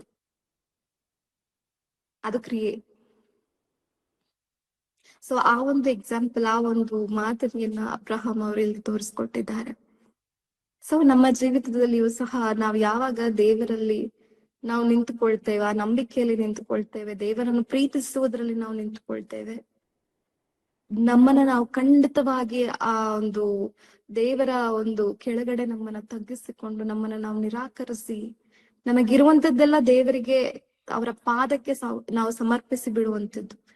ನಮಗಿರುವಂತಹ ಜ್ಞಾನವಾಗಿರಲಿ, ನಮಗಿರುವಂತಹ ಹಣ ಆಸ್ತಿ ಐಶ್ವರ್ಯಗಳಾಗಿರಲಿ, ಅಧಿಕಾರವಾಗಿರಲಿ, ನಮ್ಮ ಸೌಂದರ್ಯವಾಗಿರಲಿ, ಏನೇ ಇದ್ದರೂ ದೇವರ ಒಂದು ಪಾದಕ್ಕೆ ನಾವು ಹಾಕಿ ಅದರ ಮೇಲೆ ದೇವರನ್ನ ನಿಲ್ಲಿಸಿ ಅವರನ್ನ ನಾವು ಮಹಿಮೆ ಪಡಿಸುವಂತದ್ದು ದೇವರಿಗೆ ಇದೇ ಬೇಕಾಗಿರುವಂತದ್ದಾಗಿದೆ ಪ್ರಿಯರೇ. ಯಾಕೆಂದರೆ ದೇವರು ಈ ಲೋಕದಲ್ಲಿ ಎಲ್ಲಕ್ಕಿಂತ ಹೆಚ್ಚಾಗಿ ನಮ್ಮನ್ನ ಪ್ರೀತಿ ಮಾಡಿದ್ದಾರೆ. ಹಾಗಾದ್ರೆ ಅದೇ ಪ್ರೀತಿ ದೇವ್ರು ನಮ್ಮಿಂದ ಎಕ್ಸ್ಪೆಕ್ಟ್ ಮಾಡಲ್ವಾ? ಖಂಡಿತವಾಗಿ ಅಂತಹ ಒಂದು ಎಲ್ಲರಿಗಿಂತ ಯಾರನ್ನ ಪ್ರೀತಿಸದೆ ನಮ್ಮನ್ನ ಪ್ರೀತಿಸಿದ ಆ ಪ್ರೀತಿಯನ್ನ ದೇವರು ನಮ್ಮಿಂದ ಎಕ್ಸ್ಪೆಕ್ಟ್ ಮಾಡುವಂತದ್ದು. ಖಂಡಿತವಾಗಿ ಆ ಒಂದು ದೇವರ ಒಂದು ಆಲೋಚನೆಯ ಪ್ರಕಾರವೇ ನಾವು ಯಾವಾಗ ಅವರಿಗೆ ಮೊದಲನೆಯ ಪ್ರಿಫರೆನ್ಸ್, ನಮ್ಮ ಜೀವಿತದಲ್ಲಿ ಮೊದಲನೆಯ ಪ್ರೀತಿ ಅವರನ್ನ ನಾವು ಜೀವಿತದಲ್ಲಿ ಇಟ್ಕೊಳ್ತೇವೆ, ಮಿಕ್ಕಾದದ್ದೆಲ್ಲ ನೆಕ್ಸ್ಟ್ ಬರುವಂತದ್ದಾಗಿದ್ದರೂ ಸಹ ಖಂಡಿತವಾಗಿ ದೇವರು ಅಂತ ಜೀವಿತವನ್ನ, ಆ ರೀತಿಯಾದ ಕ್ರಿಯೆಯ ಜೀವಿತವನ್ನ ಇಷ್ಟಪಡುವಂಥದ್ದು. ನಮ್ಮ ನೆರೆಯವರನ್ನ ಕುರಿತು ನಾವು ಪ್ರೀತಿಸ್ತೇವೆ, ಅದು ಯಾವ ರೀತಿ ಕಾರ್ಯರೂಪದಲ್ಲಿ ಬರ್ಬೇಕೆಂಬುದಾಗಿ ಸ್ವಲ್ಪ ಸಮಯ ನಾವು ಆಲೋಚಿಸ್ಕೊಂಡಿದ್ದೆವು. ಅದಕ್ಕೆ ಒಳ್ಳೆಯ ಉದಾಹರಣೆಯನ್ನ ಸತ್ಯವೇದದಲ್ಲಿ ದೇವರು ಬರೆಸ್ತಾ ಹೋಗ್ತಾರೆ. ಒಂದು ಒಳ್ಳೆಯ ಸಮಾರ್ಯದವನು ಎಂಬ ಒಂದು ಈ ಒಂದು ಹೊಸ ಒಡಂಬಡಿಕೆಯಲ್ಲಿ ಏಸು ಕ್ರಿಸ್ತರು ಹೇಳಿರುವಂತಹ ಈ ಸಾಮ್ಯವನ್ನ ನಾವು ನೋಡಿದಾಗ ಇಲ್ಲಿಯೂ ಸಹ ಒಂದು ರೀತಿಯಾದಂತಹ ಒಳ್ಳೆಯ ಸಮಾರ್ಯದವರು ಹೇಗೆ ಒಬ್ಬ ಅನೇಕ ರೀತಿಯಾಗಿ ಪೆಟ್ಟುಗಳನ್ನು ತಿಂದು ಅವರಿಂದ ಸುಲಿಗೆಯನ್ನ ಮಾಡಿಕೊಂಡು ಕಳ್ಳತನವಾಗಿ ಅವರು ಎಂತ ಪರಿಸ್ಥಿತಿಯಲ್ಲಿ ಇದ್ದಾಗ ಈ ಒಳ್ಳೆಯ ಸಮಾರ್ಯದವರು ಆ ದಾರಿಯಲ್ಲಿ ಎಷ್ಟೋ ಜನ ನಡೆದುಕೊಂಡು ಹೋದ್ರು.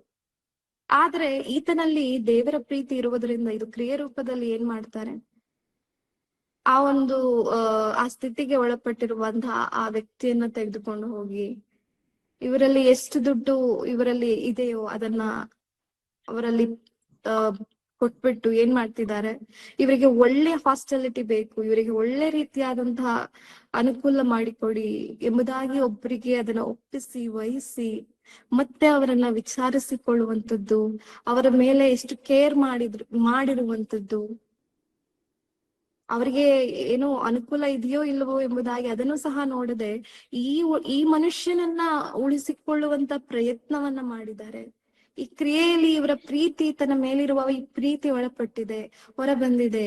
ಇದೇ ನಿಜವಾದಂತಹ ಕ್ರಿಯೆ. ಇದನ್ನ ಸತ್ಯವೇದ ನಮಗೆ ತಿಳಿಸ್ತಾ ಇದೆ ಪ್ರಿಯರೇ. ಹೇಗೆ ನಾವು ನಂಬಿಕೆಯಿಂದ ಹೇಗೆ ಕ್ರಿಯೆಗಳು ಬರ್ಬೇಕು, ಪ್ರೀತಿಯಲ್ಲಿ ಇದ್ರೆ ಆ ಪ್ರೀತಿಯಲ್ಲಿ ಹೇಗೆ ಕ್ರಿಯೆಗಳು ಬರ್ಬೇಕು, ಇದರ ಸತ್ಯವೇದ ಉದಾಹರಣೆಯಲ್ಲಿ ಒಳ್ಳೆ ರೀತಿ ನಮಗೆ ತಿಳಿಸಿಕೊಟ್ಟಿದೆ. ಅದೇ ರೀತಿಯಾಗಿ ಎಲ್ಲರಿಗಿಂತ ಹೆಚ್ಚಾದಂತ ಎಕ್ಸಾಂಪಲ್, ಬೆಸ್ಟ್ ಎಕ್ಸಾಂಪಲ್ ಹೇಳ್ಬೇಕಂದ್ರೆ ಯೇಸು ಕ್ರಿಸ್ತರು. ಅವರ ಜೀವಿತವನ್ನ ನಾವು ನೋಡಿದಾಗ ಎಷ್ಟು ಅದ್ಭುತ ಜೀವಿತವನ್ನ ಮಾಡಿ ಹೋಗಿದ್ದಾರೆ. ಅಂತಹ ಮಾದರಿಯ ಜೀವಿತವನ್ನ ನಮಗೆ ತಿಳಿಸಿಕೊಟ್ಟು ಸ್ವತಃ ಅವರೇ ಅದನ್ನ ನಡೆದುಕೊಂಡು ಹೀಗೆ ನೀವು ಇರ್ಬೇಕು ಅಂತ ಹೇಳಿಕೊಟ್ಟು ಹೋಗಿರುವಂತದ್ದು. ಅವರು ಪ್ರೀತಿ ಸ್ವರೂಪಿಯು. ದೇವರಲ್ಲಿರುವಂತ ಸಕಲವು ಅವರಲ್ಲಿಯೂ ಸಹ ಇರುವಂತದ್ದು. ಅಂತಹ ಪ್ರೀತಿಯನ್ನ ಯೇಸು ಕ್ರಿಸ್ತರು ನಮ್ಮನ್ನ ಪ್ರೀತಿಸಿದ್ದರಿಂದಲೇ ಅವರು ಆ ರೀತಿಯಾದಂತ ಶಿಲುಬೆಯ ಮರಣವನ್ನ ಹೊಂದಿರುವಂತದ್ದು. ಹಾಗೆ ಪೌಲನು ಬರೆಯುತ್ತಾ, ನಾವು ಸಹ ಮತ್ತೊಬ್ಬರಿಗೆ ನಮ್ಮ ಒಂದು ಪ್ರಾಣವನ್ನು ಕೊಡುವಂತಹ, ನಮ್ಮ ಜೀವವನ್ನು ಕೊಡುವಂತಹ ಹಂಗಿನಲ್ಲಿದ್ದೇವೆ ಎಂಬುದಾಗಿ ಬರೆಯುವಂತದ್ದು. ಸೊ ಅವರು ಸಹ ಒಂದು ಒಳ್ಳೆ ಎಕ್ಸಾಂಪಲ್ ಆಗಿದ್ದಾರ. ಯೇಸು ಕ್ರಿಸ್ತರು ಜೀವಿಸಿ ಹೋದ ನಂತರ ಪೌಲನು ಸಹ ಅದೇ ರೀತಿಯಾಗಿ ಅವರ ಹೆಜ್ಜೆ ಜಾಡಿನ ಪ್ರಕಾರ ಕ್ರಿಸ್ತನ ರೀತಿಯಲ್ಲಿ ಅವರು ಸಹ ಹೋರಾಟವನ್ನ ಮಾಡಿ ಲೋಕದಲ್ಲಿ ಅನೇಕರನ್ನ ಪ್ರೀತಿಸಿ ಅನೇಕರನ್ನ ದೇವರ ಕಡೆಗೆ ಬರಮಾಡಿ ಅವರು ಸಹ ಉತ್ತಮವಾದಂತಹ ಹೋರಾಟವನ್ನ, ಉತ್ತಮವಾದಂತಹ ಒಂದು ಪಯಣವನ್ನ ಅವರ ಜೀವಿತದಲ್ಲಿ ಮಾಡಿರುವಂತದ್ದು. ಅದು ಕೂಡ ಒಂದು ಒಳ್ಳೆ ಎಕ್ಸಾಂಪಲ್ ಆಗಿ ನಾವು ನೋಡಿಕೊಳ್ಳಬಹುದು ಪ್ರಿಯರೇ. ಅದೇ ರೀತಿಯಾಗಿ ನಾವು ಮತ್ತೊಂದು ಭಾಗಕ್ಕೆ ನಾವು ಹೋದಾಗ ಅಲ್ಲಿಯೂ ಸಹ ನಮಗೆ ಅರ್ಥ ಮಾಡಿಕೊಳ್ಳಬೇಕಾಗಿರುವಂತದ್ದು ಜ್ಞಾನ ಮತ್ತು ಈ ಕ್ರಿಯೆಗಳಿಗೆ ಏನು ಸಂಬಂಧ ಇದೆ, ಕಾರ್ಯಗಳು ಮತ್ತು ಈ ಜ್ಞಾನಕ್ಕೆ ಏನು ಸಂಬಂಧ ಇದೆ ಎಂಬುದಾಗಿ ಈ ಒಂದು ಅಂಶವನ್ನು ಒಂದು ಸ್ವಲ್ಪ ಸಮಯ ಆಲೋಚಿಸಿಕೊಂಡು ನಮ್ಮ ಅಂಶವನ್ನು ಮುಗಿಸಿಕೊಳ್ಳೋಣ ಪ್ರಿಯರೇ. ಅದೇ ರೀತಿಯಾಗಿ ಒಬ್ಬರಲ್ಲಿ ಒಂದು ಜ್ಞಾನ ಇದೆ, ಒಂದು ಮಾರಲ್ ಆದ, ಎಥಿಕಲ್ ಆದಂತಹ ಒಂದು ದೈವಿಕವಾದಂತಹ ಜ್ಞಾನ ಒಬ್ಬರಲ್ಲಿ ಇದೆ ಎಂಬುದಾಗಿ ನಾವು ಆಲೋಚಿಸಿದಾಗ ಸೆಕೆಂಡ್ ಸ್ಟೆಪ್ ನಾವು ತಗೊಳ್ಳುವಂಥದ್ದು ಏನಾಗಿರುತ್ತದೆ ಅಂದ್ರೆ ಅದನ್ನ ಕ್ರಿಯೆ ಮೂಲಕ ಹೊರಪಡಿಸುವಂತದ್ದು. ಖಂಡಿತವಾಗಿ ದೇವರು ಕೊಡುವಂತಹ ಈ ಜ್ಞಾನದಲ್ಲಿ ಕ್ರಿಯೆ ಎನ್ನುವಂಥದ್ದು ಕಂಪಲ್ಸರಿ ಅದು ಇರುವಂತದ್ದಾಗಿರುತ್ತದೆ. ಈ ಲೋಕದ ಜ್ಞಾನದಲ್ಲಿ ಅದನ್ನ ನಾವು ಪ್ರಾಕ್ಟಿಕಲ್ ಆಗಿ ನಾವು ತೆಗೆದುಕೊಳ್ಳುತ್ತೀವೋ ಇರುವುದಿಲ್ಲವೋ, ಆದರೆ ದೇವರು ಕೊಡುವ ಈ ಜ್ಞಾನದಲ್ಲಿ ಖಂಡಿತವಾಗಿ 100% ನಮ್ಮಲ್ಲಿ ಆ ಕ್ರಿಯೆ ಉಳ್ಳ ಸ್ವಭಾವಗಳನ್ನ ದೇವರು ಕಾಣ್ಲಿಕ್ಕೆ ಇಷ್ಟಪಡ್ತಾರೆ. ಅದೇ ರೀತಿಯಾಗಿ ಅವರು ತಿಳಿಸುವಂತ, ಅವರು ಕೊಡುವ ಜ್ಞಾನದಲ್ಲಿ ಈ ಕ್ರಿಯೆಗಳು ಇರುವಂತದ್ದಾಗಿದೆ. ಯಾಕೆಂದ್ರೆ ಕ್ರಿಯೆ ಇಲ್ಲದ ನಂಬಿಕೆ ಸತ್ತದ್ದು ಎಂಬುದಾಗಿ ವಾಕ್ಯ ಹೇಳುವ ಪ್ರಕಾರ ಕ್ರಿಯೆ ಇಲ್ಲದ ಜ್ಞಾನವೂ ಸಹ ಸತ್ತದ್ದೇ ಆಗಿರುತ್ತದೆ. ಅದಕ್ಕೆ ಯಾವುದೇ ರೀತಿಯಾದ ಲೈಫ್ ಇರುವಂತದ್ದಿಲ್ಲ. ಸೊ ಈ ರೀತಿಯಾದಂತಹ ಒಂದು ಡೆಡ್ ಲೈಫ್ ನಾವು ನಮ್ಮಲ್ಲಿ ಜೀವಿಸ್ತಾ ಇದ್ರೆ ಬರೀ ಜ್ಞಾನನೇ ಇದೆ, ಬರೀ ನಮ್ಮಲ್ಲಿ ನಂಬಿಕೆನೇ ಇದೆ, ಬರೀ ನಮ್ಮಲ್ಲಿ ಪ್ರೀತಿನೇ ಇದೆ, ಆದ್ರೆ ಇದ್ರಲ್ಲಿ ಯಾವುದೇ ರೀತಿಯಾದ ಕ್ರಿಯೆಗಳು ನನ್ನಲ್ಲಿ ಇಲ್ಲ, 0% ಅಂತ ನಾವೇನಾದ್ರೂ ಇಷ್ಟೇ ಸಾಕು, ನಾನು ಹೀಗ್ ಜೀವಿಸ್ಬಿಟ್ರೆ ನಾನು ದೇವ್ರ ಹತ್ರ ಹೋಗ್ತೀನಿ ಎಂಬುದಾಗಿ ನಮ್ಮಲ್ಲಿ ಆ ಒಂದು ಅಸಂಪ್ಷನ್ ಇಂದ ನಾವು ಜೀವಿಸ್ತಾ ಹೋದ್ರೆ ಖಂಡಿತವಾಗಿ ಮೂರ್ಖತನದಲ್ಲಿ ನಾವು ಹೋಗ್ಬಿಡ್ತೇವೆ. ಆದರೆ ಯಾವಾಗ ನಮಗಿರುವಂತ ಜ್ಞಾನದಕ್ಕೆ, ನಮಗಿರುವಂತ ಪ್ರೀತಿಯ ಜೀವಿತಕ್ಕೆ, ಇರುವ ನಂಬಿಕೆಗೆ ಕ್ರಿಯೆಗಳು ಬರುವಂತದ್ದೋ ಆಗಲೇ ಅದಕ್ಕೆ ಜೀವವು ಬರುವಂತದ್ದು, ಆಕ್ಟಿವ್ ಆಗುವಂತದ್ದು. ಆಕ್ಟಿವಿಟಿ ಅನ್ನುವಂಥದ್ದು ನಮ್ಮ ಜೀವಿತದಲ್ಲಿ ಇರಬೇಕಾಗಿರುತ್ತದೆ. ಅದೇ ಖಂಡಿತವಾಗಿ ದೇವರು ತಿಳಿಸ್ಲಿಕ್ಕೆ ಹೊರಟಿರುವಂತಹ ಮುಖ್ಯವಾದ ವಿಷಯಗಳು. ಕ್ರಿಯೆ ಎಂಬುದು ಎಷ್ಟು ಇಂಪಾರ್ಟೆಂಟ್ ನಮ್ಮ ಆತ್ಮಿಕ ಜೀವಿತಕ್ಕೆ ಎಂಬುದಾಗಿ ದೇವರು ತಿಳಿಸ್ತಾ ಇದ್ದಾರೆ ಪ್ರಿಯರೇ. ಸೊ ಅದೇ ರೀತಿಯಾಗಿ ಯೋಹಾನನ ಬರೆದ ಸುವಾರ್ತೆಯ 14ನೇ ಅಧ್ಯಾಯದ 15ನೇ ವಚನವನ್ನ ನಾವು ಒಂದು ಬಾರಿ ಓದಿಕೊಳ್ಳೋಣ. ಯೋಹಾನನ ಬರೆದ ಸುವಾರ್ತೆ 14ನೇ ಅಧ್ಯಾಯದ 15ನೇ ವಚನವನ್ನ ಓದಿಕೊಳ್ಳೋಣ. ನೀವು ನನ್ನನ್ನು ಪ್ರೀತಿಸುವುದಾದರೆ ನನ್ನ ಆಜ್ಞೆಗಳನ್ನು ಕೈಕೊಂಡು ನಡೆಯುವಿರಿ. ಯೇಸು ಕ್ರಿಸ್ತರು ಒಂದು ಡೈರೆಕ್ಟ್ ಶಾಟ್ ಅನ್ನ ಇಲ್ಲಿ ಕೊಟ್ಟಿರುವಂತದ್ದು. ನೀವೇನಾದ್ರೂ ನನ್ನನ್ನ ಪ್ರೀತಿಸಿದ್ರೆ, ನನ್ನ ಮೇಲೆ ಏನಾದ್ರೂ ನೀವೇನಾದ್ರೂ ನಂಬಿದ್ರೆ, ನನ್ನ ಜ್ಞಾನ ನಿಮ್ಮಲ್ಲಿ ಏನಾದ್ರೂ ಇದ್ರೆ ನೀವೇನ್ ಮಾಡ್ತೀರಾ? ನೀವು ನನ್ನ ಆಜ್ಞೆಗಳನ್ನ ಕೈಕೊಂಡು ನಡೆಯುತ್ತೀರಿ ಎಂಬುದಾಗಿ ಇಲ್ಲಿ ವಾಕ್ಯದಲ್ಲಿ ಹೇಳಿರುವಂತದ್ದು. ಹಾಗಾದ್ರೆ ನೀವು ತೋರಿಸಿ, ನನ್ನ ಆಜ್ಞೆಯನ್ನ ನೀವು ಕೈಕೊಂಡು ತೋರಿಸಿ, ಅವಾಗ್ಲೇ ನೀವು ನನ್ನನ್ನ ಪ್ರೀತಿಸ್ತೀರಾ. ಈ ತರ ಯಾರಾದ್ರೂ ಹೇಳಿದ್ರೆ ಹೇಗಿರುತ್ತೆ ಪ್ರಿಯರೇ? ಆವಾಗ ನಮ್ಮ ನಂಬಿಕೆಗೆ ಪರಿಶೋಧನೆ ಬರುವಂತದ್ದು, ಆಗ ನಮ್ಮ ಪ್ರೀತಿಗೆ, ನಮ್ಮ ಜ್ಞಾನಕ್ಕೆ ಪರಿಶೋಧನೆ ಬರುವಂತದ್ದು. ಖಂಡಿತವಾಗಿ ದೇವರು ಇಲ್ಲಿ ಹೇಳಿರುವಂತದ್ದು ಅದು ಎಷ್ಟು ಅರ್ಥಪೂರ್ಣವಾಗಿದೆ ಅಂತ ಆಲೋಚಿಸಿದ್ರೆ ನಾವು ಸಹ ಅದೇ ಎಕ್ಸ್ಪೆಕ್ಟ್ ಮಾಡುವಂತದ್ದು. ಈಗ ನಮ್ಮ ಒಂದು ನಾವು ತಂದೆ ತಾಯಿಯ ಒಂದು ಪೊಸಿಷನ್ ಅಲ್ಲಿ ಇದ್ರೆ ನಮ್ಮ ಮಕ್ಕಳು ನಮ್ಮನ್ನ ಎಷ್ಟು ಪ್ರೀತಿಸ್ತಾರೆ ಅಂತ ನಾವೇನಾದ್ರೂ ಎಕ್ಸ್ಪೆಕ್ಟ್ ಮಾಡ್ತೀವಂತ ಒಂದು ಆಲೋಚನೆಯಲ್ಲಿ ಇಟ್ಕೊಳ್ಳೋಣ. ಆಗ ನನ್ನ ಮಗನಾಗಿ ಅಥವಾ ನನ್ನ ಮಗಳಾಗಿ ಯಾರಾದ್ರೂ ಇದ್ದಾರಂದ್ರೆ ನನ್ನನ್ನ ಅವರು ತುಂಬಾ ಪ್ರೀತಿ ಮಾಡ್ಬೋದು. ಆದ್ರೆ ನಾನ್ ಹೇಳ್ದ ಹಾಗೆ, ನಾನು ತಿಳಿಸಿದ ಹಾಗೆ ಅವ್ರು ನಡೆಯದೆ ಹೋದ್ರೆ ಖಂಡಿತವಾಗಿ ನಾನ್ ನಿನ್ನನ್ನ ಇಷ್ಟು ಪ್ರೀತಿ ಮಾಡ್ತೀನಿ ಮಮ್ಮಿ, ಇಷ್ಟು ಪ್ರೀತಿ ಮಾಡ್ತೀನಿ ಡ್ಯಾಡಿ, ಈ ತರ ಯಾರಾದ್ರೂ ಹೇಳ್ತಾರಂದ್ರೆ ನೀನ್ ನನ್ ಮಾತೆ ಕೇಳಲ್ಲ, ನನ್ನನ್ನು ಹೇಗ್ ಪ್ರೀತಿಸ್ತಿ ಅಂತ ನೀವ್ ಯಾರಾದ್ರೂ ಪ್ರಶ್ನೆಯನ್ನ ಮಾಡಿರ್ಬೋದು. ಈ ರೀತಿಯ ಪ್ರಶ್ನೆ ಬರುವಂತದ್ದು. ಅದೇ ರೀತಿಯಾಗಿ ದೇವರು ನಮ್ಮನ್ನ ಅವರ ಮಕ್ಕಳಾಗಿ ಎನಿಸಿದಾಗ ನಾವ್ ಅವರನ್ನ ಪ್ರೀತಿ ಮಾಡೋದೇ ಹೇಗೆ ಎಂಬುದಾಗಿ ಅವ್ರು ಕಲಿಸಿಕೊಡುತ್ತಾ, ನೋಡಿ ಮಕ್ಕಳ, ನೀವು ನನ್ನನ್ನ ಪ್ರೀತಿಸಿದ್ರೆ ನೀವು ನನ್ನ ಆಜ್ಞೆಗಳನ್ನು ಸಹ ನೀವು ಕೈಕೊಳ್ಳಬೇಕಾಗುತ್ತದೆ ಎಂಬುದಾಗಿ ಅವರು ಒಂದು ಪ್ರೀತಿಯ ಮಾತನ್ನ ಇಲ್ಲಿ ಬರೆಸಿರುವಂತದ್ದು. ಖಂಡಿತವಾಗಿ ಇದು ಎಲ್ಲರೂ ಒಪ್ಪಿಕೊಳ್ಳುವಂತಹ ಮಾತಾಗಿರುವಂತದ್ದಾಗಿದೆ. ಯಾಕೆಂದ್ರೆ ನಮ್ಮ ಜೀವಿತ ನಾವು ಎಕ್ಸಾಂಪಲ್ ಆಗಿ ನೋಡಿದಾಗ ನಾವು ಸಹ ಅದನ್ನ ಎಕ್ಸ್ಪೆಕ್ಟ್ ಮಾಡುವಂತದ್ದು. ಅದೇ ರೀತಿಯಾಗಿ ದೇವರು ನಮ್ಮ ತಂದೆ ಆಗಿರುವ ಆತನು, ಅವರು ಸಹ ಖಂಡಿತವಾಗಿ ಅವರನ್ನು ನಾವು ಪ್ರೀತಿಸುವಾಗ, ಅವರ ಮೇಲೆ ನಾವು ನಂಬಿಕೆ ಇಟ್ಟು ಜೀವಿಸುವಾಗ, ಅವರ ಜ್ಞಾನ ನಮ್ಮಲ್ಲಿ ಇರುವಾಗ ಖಂಡಿತವಾಗಿ ಆಜ್ಞೆ ರೂಪದಲ್ಲಿ ಇರುವಂತಹ ಅವರ ಆಜ್ಞೆಗಳನ್ನ, ಅವ್ರು ಹೇಳಿರುವ ಮಾತುಗಳನ್ನ ನಾವು ಫಾಲೋವನ್ನ ಮಾಡ್ಬೇಕಾಗುತ್ತದೆ. ಆವಾಗಲೇ ಅವರು ಖಂಡಿತವಾಗಿ ಈತನು ನನ್ನ ಪ್ರೀತಿಸ್ತಾನೆಂಬುದಾಗಿ ಅವರಿಗೆ, ಅವರ ಹೃದಯಕ್ಕೆ ತಲುಪುವಂತದ್ದು. ಮತ್ತು ನಾವು ಇನ್ನೊಂದು ವಚನವನ್ನ ನೋಡಿದಾಗ ಕೊಲೊಸ್ಸೆದವರಿಗೆ ಬರೆದ ಪತ್ರಿಕೆ 1ನೇ ಪ್ರಾರಂಭದ ಅಧ್ಯಾಯ 9 ಮತ್ತು 10ನೇ ವಚನವನ್ನ ನಾವು ನೋಡೋಣ.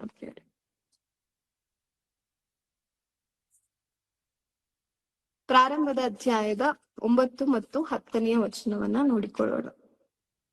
ಆದ ಕಾರಣ ನಾವು ನಿಮ್ಮ ಸುದ್ದಿಯನ್ನು ಕೇಳದ ದಿವಸದಿಂದ ನಿಮಗೋಸ್ಕರ ಪ್ರಾರ್ಥಿಸುವುದನ್ನು ಬಿಡದೆ ನೀವು ಸಕಲ ಆತ್ಮಿಕ ಜ್ಞಾನವನ್ನ ಗ್ರಹಿಕೆಯನ್ನ ಹೊಂದಿ ಕತ್ತಿನ ಚಿತ್ತದ ವಿಷಯವಾದ ತಿಳುವಳಿಕೆಯಿಂದ ತುಂಬಿಕೊಂಡು ಆತನಿಗೆ ಯೋಗ್ಯರಾಗಿ ನಡೆದು ಎಲ್ಲ ವಿಧದಲ್ಲಿ ಆತನನ್ನ ಸಂತೋಷಪಡಿಸುವವರಾಗಿರಬೇಕೆಂತಲೂ ನೀವು ಸಕಲ ಸತ್ಕಾರ್ಯವೆಂಬ ಫಲವನ್ನು ಕೊಡುತ್ತಾ ದೇವ ಜ್ಞಾನದಿಂದ ಅಭಿವೃದ್ಧಿಯನ್ನ ಆಗುತ್ತಿರಬೇಕೆಂತಲೂ ಆತನ ಮಹಿಮೆಯ ಶಕ್ತಿಯ ಪ್ರಕಾರ ಪರಿಪೂರ್ಣ ಬಲವನ್ನ ಹೊಂದಿ ಬಲಿಷ್ಠರಾಗಿ ಆನಂದಪೂರ್ವಕವಾದ ತಾಳ್ಮೆಯನ್ನು ದೀರ್ಘ ಶಾಂತಿಯನ್ನು ಯಾವಾಗಲೂ ತೋರಿಸುವರಾಗಿರಬೇಕೆಂತಲೂ ಬೆಳಕಿನ ರಾಜ್ಯದೊಳಗೆ ದೇವಜನರ ಬಾಧ್ಯತೆಯಲ್ಲಿ ಪಾಲುಗಾರರಾಗುವುದಕ್ಕೆ ನಿಮ್ಮನ್ನು ಯೋಗ್ಯರನ್ನಾಗಿ ಮಾಡಿದ ತಂದೆಗೆ ಕೃತಜ್ಞತಾ ಸ್ತುತಿಯನ್ನು ಮಾಡುವವರಾಗಿರಬೇಕೆಂತಲೂ ದೇವರನ್ನು ಬೇಡಿಕೊಳ್ಳುತ್ತೇವೆ.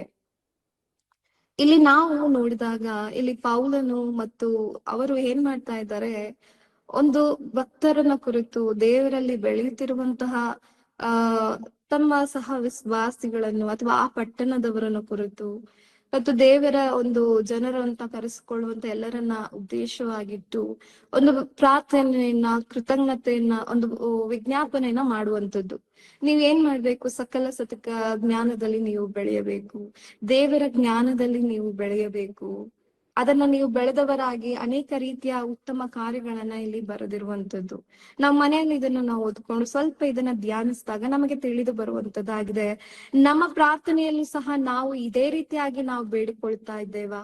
ನಮ್ಮನ್ನ ಕುರಿತಾಗಿರಬಹುದು, ನಮ್ಮ ಒಂದು ನೆರೆಯವರನ್ನ ಕುರಿತಾಗಿರಬಹುದು, ನಾವು ಈ ರೀತಿಯಾದ ಪ್ರಾರ್ಥನೆಯಿಂದಾದ್ರೂ ಮಾಡಿದ್ದೇವಾ? ಆಲೋಚಿಸಿಕೊಂಡಾಗ ನಮಗೆ ತಿಳಿದು ಬರುತ್ತದೆ ಖಂಡಿತವಾಗಿ ಈ ಪ್ರಾರ್ಥನೆಯಲ್ಲಿ ನಮ್ಮ ಒಂದು ಜೀವಿತದ, ನಮ್ಮ ಒಂದು ಪರ್ಸನಲ್ ಪ್ರೇಯರ್ ಆಗಿರ್ಬೋದು, ಇತರರಿಗಂತ ನಾವು ಮಾಡುವ ಪ್ರೇಯರ್ ಆಗಿರ್ಬೋದು, ನಮ್ಮ ಮಕ್ಕಳನ್ನ ಕುರಿತು ಮಾಡುವ ಪ್ರಾರ್ಥನೆ ಆಗಿರಬಹುದು, ನಮ್ಮ ಕುಟುಂಬವನ್ನ ಕುರಿತು ನಾವು ಮಾಡುವಂತ ಪ್ರಾರ್ಥನೆಯಲ್ಲಿ ಖಂಡಿತವಾಗಿ ಈ ಒಂದು ಪಾಯಿಂಟ್ಸ್ ನಾವು ಇನ್ಕ್ಲೂಡ್ ಮಾಡಲೇಬೇಕಾಗುತ್ತದೆ. ಈ ರೀತಿಯಾದಂತಹ ಆತ್ಮ ಪ್ರಕಾರವಾದಂತಹ ಬೇಡಿಕೆಗಳು, ಆತ್ಮಿಕವಾದಂತಹ ಜ್ಞಾನಕ್ಕೆ ಬೇಕಾದಂತಹ ಈ ಪ್ರಾರ್ಥನೆಗಳು ನಮ್ಮ ಜೀವಿತದಲ್ಲಿ ನಾವು ಎಡೆಬಿಡದೆ ಮಾಡುವವರಾಗಿರಬೇಕು. ನಾವು ಕೆಲವು ಪ್ರಾರ್ಥನೆಗಳನ್ನ ಮಾಡ್ಬೋದು, ಅನೇಕ ಡಿಮ್ಯಾಂಡ್ ಅದ್ರಲ್ಲಿ ಇರುವಂತದ್ದು. ಎಷ್ಟೋ ರೀತಿಯಾಗಿ ನಾವು ದೇವರನ್ನ, ನನಗೆ ಇದು ಬೇಕು ಅದು ಬೇಕು ದೇವ್ರೆ ಎಂಬುದಾಗಿ ಕೇಳುವಂತದ್ದು. ದೇವರು ಸಂತೋಷ ಪಡ್ಬೇಕೆಂದ್ರೆ ನಾವು ಏನನ್ನ ಕುರಿತು ನಾವು ಫೋಕಸ್ ಮಾಡಿ ಪ್ರಾರ್ಥನೆ ಮಾಡ್ಬೇಕಂದ್ರೆ, ಪೌಲನು ಅಲ್ಲಿ ಬರೆದಿರುವಂತಹ ರೀತಿಯ ಪ್ರಾರ್ಥನೆ ಖಂಡಿತವಾಗಿ ನಮ್ಮ ಜೀವಿತದಲ್ಲಿ ಅದು ಅವಶ್ಯಕವಾಗಿ ಇರುವಂತದ್ದಾಗಿದೆ.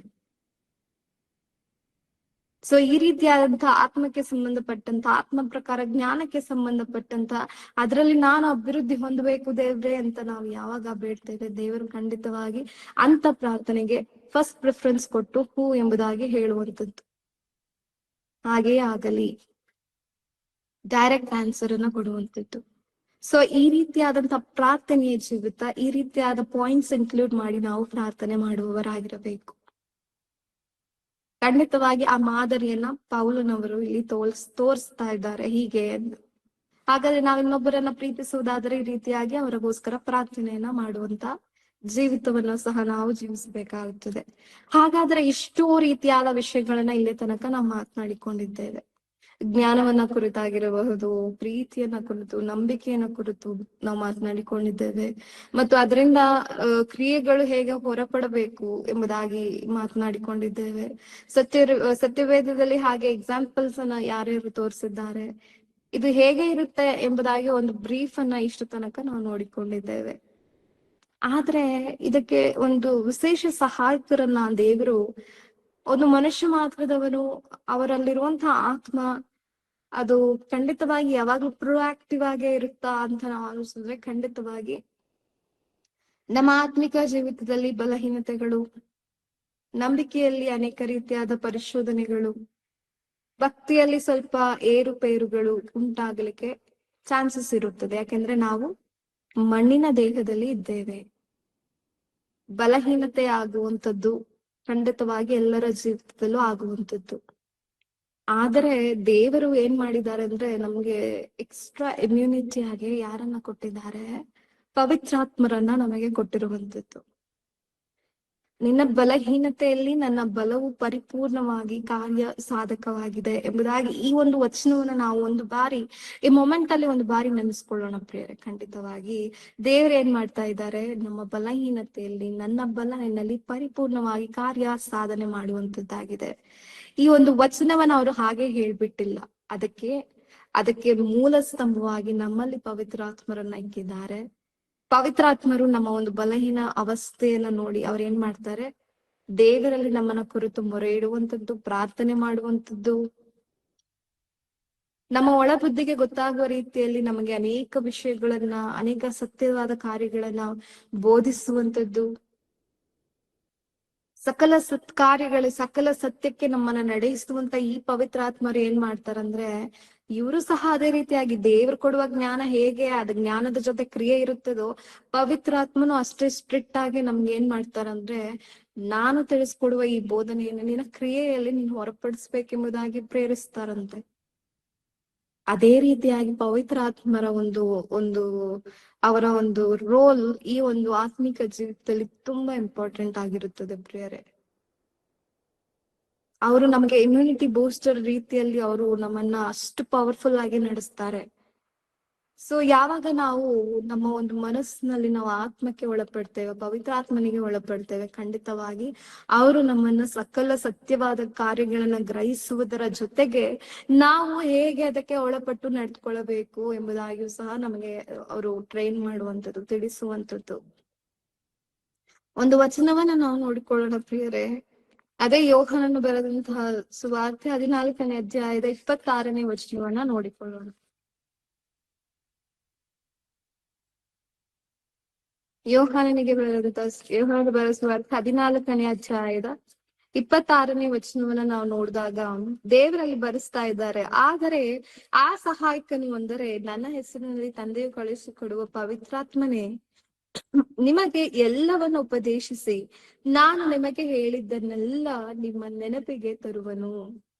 ವಚನದಲ್ಲಿ ಯೇಸು ಕ್ರಿಸ್ತರು ಹೀಗೆ ಹೇಳ್ತಾ ಇದ್ದಾರೆ, ಈ ಪವಿತ್ರಾತ್ಮರು ಇವರು ಏನ್ ಮಾಡ್ತಾ ಇದ್ದಾರೆ, ನಿಮ್ಮ ಸಹಾಯಕ್ಕೆ ಬಂದು ನಾನ್ ಹೇಳಿರುವಂತ ಈ ಎಲ್ಲಾ ವಾಕ್ಯಗಳನ್ನ, ಈ ಎಲ್ಲಾ ವಿಷಯಗಳನ್ನ ನಿಮ್ಮ ನೆನಪಿಗೆ ತಂದು ಆ ಸಮಯದಲ್ಲಿ ಏನ್ ಮಾಡ್ಬೇಕು, ಅದನ್ನ ಹೇಗೆ ವ್ಯಕ್ತವಾಗಿ ನಾವು ಅದನ್ನ ನಡೆದುಕೊಳ್ಳಬೇಕು, ಇದು ಎಲ್ಲವನ್ನ ನಿಮಗೆ ತಿಳಿಸಿಕೊಡ್ತಾರೆ. ಹಾಗಾದ್ರೆ ಪವಿತ್ರಾತ್ಮರು ಈ ಒಂದು ವಿಷಯಗಳಲ್ಲಿ ಮುಖ್ಯವಾದ ಪಾತ್ರವನ್ನ ವಹಿಸ್ತಾರೆ.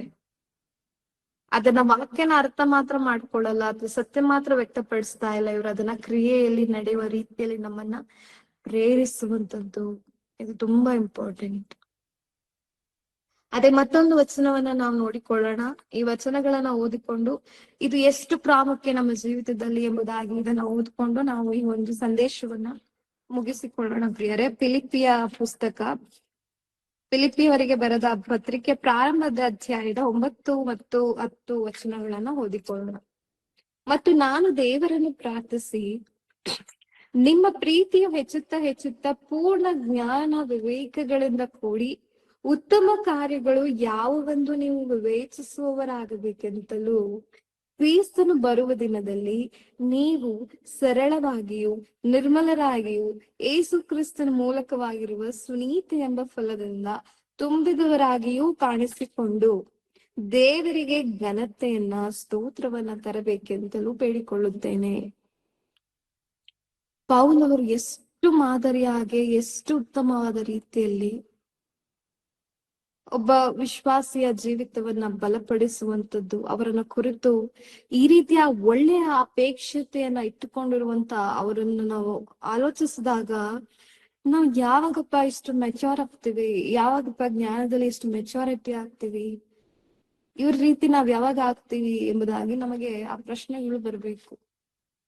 ಹೇಗೆ ಈ ತರ ಬೇಡ್ಕೊಳ್ತಾ ಇದಾರೆ, ನಮ್ಗೆ ಈ ತರ ಬೇಡ್ಕೊಳ್ಳಲ್ವಲ್ಲ, ಇವ್ರು ಎಷ್ಟು ರೀತಿಯಾಗಿ ಇನ್ನೊಬ್ಬರನ್ನ ಕುರಿತು ಹೀಗೆ ಬೇಡ್ಕೊಳ್ತಾ ಇದ್ದಾರೆ ಅಂತ ನಾವು ಆಲೋಚಿಸಿದ್ರೆ, ಇವರು ಅವ್ರ ಆತ್ಮಿಕ ಜೀವಿತದಲ್ಲಿ ಎಂತ ಲೆವೆಲ್ ಅಲ್ಲಿ ಇದ್ದಾರೆ ಅಂತ ನಾವು ಆಲೋಚಿಸ್ಬೇಕು. ಅವ್ರು ಎಷ್ಟು ರೀತಿಯಲ್ಲಿ ಇದ್ದಾರೆ ಅಂದ್ರೆ, ಇವ್ರನ್ನ ಕುರಿತು, ಬೇರೆಯವರನ್ನ ಕುರಿತು, ನೆರೆಯವರನ್ನ ಕುರಿತು, ಅಲ್ಲಿರುವಂತ ಪಟ್ಟಣದ ಕುರಿತು ಈ ರೀತಿಯಾಗಿ ಪ್ರಾರ್ಥಿಸ್ತಿದ್ದಾರೆ ಅಂತ ನಾವು ಆಲೋಚಿಸ್ಕೊಂಡ್ರೆ ಖಂಡಿತವಾಗಿ ಎಷ್ಟು ಅದ್ಭುತವಾಗಿ ಪೌಲ್ ಅವರು ಅವರ ಆತ್ಮಿಕ ಜೀವಿತವನ್ನ ಅಷ್ಟು ಮೆಚೂರ್ಡ್ ಲೆವೆಲ್ ಅಲ್ಲಿ ನಡೆಸ್ಕೊಂತಾ ಇದ್ರು. ಅವರ ಜೀವಿತ, ಅವರು ತೋರಿಸಿದಂತ ಆ ಮಾದರಿಯಾಗಿ ನಮ್ಮ ಜೀವಿತವನ್ನ ನಾವು ಸಹ ಅದೇ ರೀತಿಯಾಗಿ ನಾವು ತಂದುಕೊಳ್ಳುವುದಕ್ಕೆ, ಅಂತಹ ಲೆವೆಲ್ ಅಲ್ಲಿ ನಾವು ಹೋಗುವುದಕ್ಕೆ ನಾವು ಪ್ರಾರಂಭಿಸ್ಕೊಳ್ಳೋಣ ಪ್ರಿಯರೇ.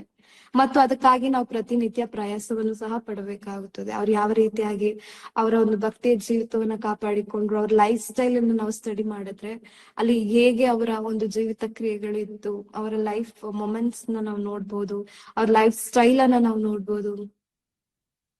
ಅಷ್ಟೇ ಯಾಕೆ, ಅವರನ್ನ ನೋಡಿ ನಾವು ಅವರ ರೀತಿ ಆಗ್ಬಹುದು ಅಂತ ಆಲೋಚಿಸುವುದು ಒಳ್ಳೆಯದೇ, ಆದ್ರೆ ವಾಕ್ಯಗಳನ್ನ ನಾವು ಓದುತ್ತಾ ನಾವು ಅದಕ್ಕೆ ನಮ್ಮನ್ನ ಅರ್ಪಿಸಿಕೊಡುತ್ತಾ ಒಂದ್ ಮೊಮೆಂಟ್ ಅಲ್ಲಿ ನಾವು ವಾಕ್ಯದ ರೀತಿನೇ ಆಗ್ಬಿಡ್ತೀವಿ. ಒಂದು ಮೊಮೆಂಟ್ ಅಲ್ಲಿ ನಾವು ವಾಕ್ಯ ಏನ್ ಹೇಳುತ್ತದೆ ಅದನ್ನ ನೆರವೇರಿಸ್ತಾ, ಅದನ್ನ ನಾವು ಒಳಪಡುತ್ತಾ, ಅದನ್ನ ನಾವು ಸ್ವೀಕರಿಸ್ತಾ ಹೋದ್ರೆ ಒಂದು ಮೊಮೆಂಟ್ ಅಲ್ಲಿ ಆಲೋಚಿಸಿದಾಗ ನಾನು ವಾಕ್ಯ ತರನೇ ನಾನು ಆಗ್ತಾ ಇದ್ದೀನಿ, ವಾಕ್ಯವು ನನ್ನಲ್ಲಿ ಎಷ್ಟು ನೆಲೆಗೊಳ್ತಾ ಇದೆ, ನಾನು ಕ್ರಿಸ್ತನ ರೂಪದಲ್ಲಿ, ಅವರ ಒಂದು ಸ್ವಾರೂಪ್ಯದಲ್ಲಿ ನಾನು ಸಹ ಅವರ ರೀತಿಯಲ್ಲೇ ನಾನು ಆಗ್ತಿದ್ದೀನಿ.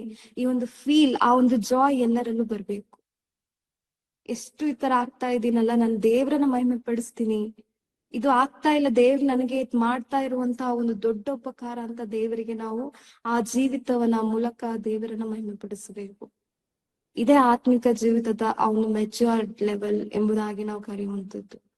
ಸೊ ಅಲ್ಲಿ ಏನಂತ ಬರೆಸ್ತಾ ಇದ್ದಾರೆ ಎಂಬುದಾಗಿ ನಾವು ಒಂದು ಬಾರಿ ಆಲೋಚಿಸಿದಾಗ, ಆ 9ನೇ ವಚನವನ್ನು ನೋಡಿದಾಗ, ಮತ್ತು ನಾನು ದೇವರನ್ನ ಪ್ರಾರ್ಥಿಸಿ ನಿಮ್ಮ ಪ್ರೀತಿಯು ಹೆಚ್ಚುತ್ತಾ ಪೂರ್ಣ ಜ್ಞಾನ ವಿವೇಕಗಳಿಂದ ಕೂಡಿ, ಅಂದರೆ ಇಲ್ಲಿ ಪ್ರೀತಿ, ಜ್ಞಾನ, ಈ ವಿವೇಕ ಇದೆಲ್ಲವನ್ನ ಮೂಲಕ ನಾವ್ ಏನ್ ಮಾಡ್ಬೇಕಂದ್ರೆ ಉತ್ತಮ ಕಾರ್ಯಗಳು ಯಾವುದು ಎಂಬುದಾಗಿ ನಾವು ವಿವೇಚಿಸಬೇಕು. ಅವಾಗಲೇ ಹೀಗೆ ನಮಗೆ ಕೊಟ್ಟಿರುವ ದೇವರ ಜ್ಞಾನ ಕೊಟ್ಟಿರುವ ಅದಕ್ಕೆ ಸಾರ್ಥಕತೆ ಆಗುವಂತದ್ದು.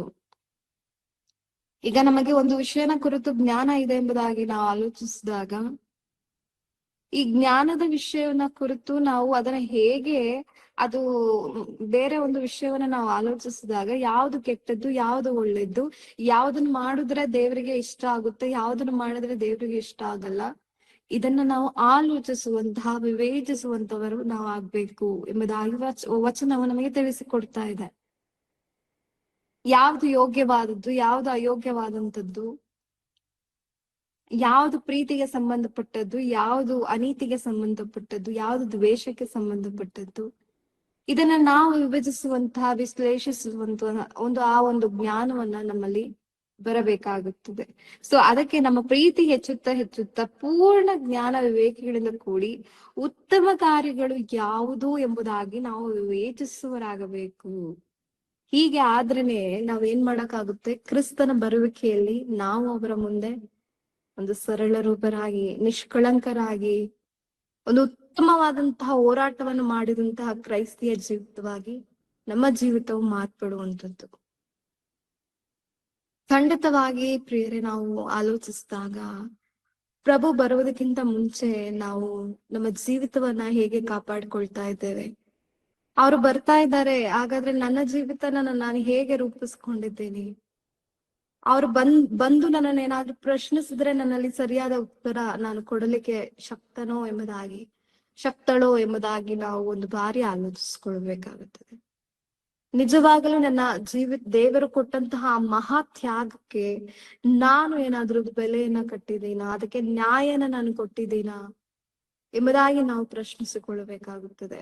ಖಂಡಿತವಾಗಿ ಈ ಒಂದು ಆಲೋಚನೆ ನಮ್ಮಲ್ಲಿ ಬರುವುದಾದರೆ ಈ ವಾಕ್ಯವು ನಮ್ಮಲ್ಲಿ ಎಫೆಕ್ಟ್ ಮಾಡ್ತಾ ಇದೆ, ನಮ್ಮನ್ನ ಏನ್ ಮಾಡ್ತಾ ಇದೆ, ಇದು ನಮ್ಮ ಜೀವಿತವನ್ನ ಏನ್ ಮಾಡ್ತಾ ಇದೆ, ಮಾರ್ಪಡಿಸ್ತಾ ಇದೆ ಎಂಬುದಾಗಿ ನಾವು ಆಲೋಚಿಸ್ಕೊಳ್ಬೇಕು. ವಾಕ್ಯಗಳು ನಮ್ಮಲ್ಲಿ ಕಾರ್ಯ ಮಾಡುವುದಕ್ಕೆ ನಾವು ಒಳಪಡಬೇಕು. ಆಗಲೇ ನಾವು ವಾಕ್ಯಗಳನ್ನು ಓದಿ ಅದರ ಪ್ರಕಾರ ನಡೆಯುವುದಕ್ಕೆ ಸಾಧ್ಯವಾಗುವಂಥದ್ದು.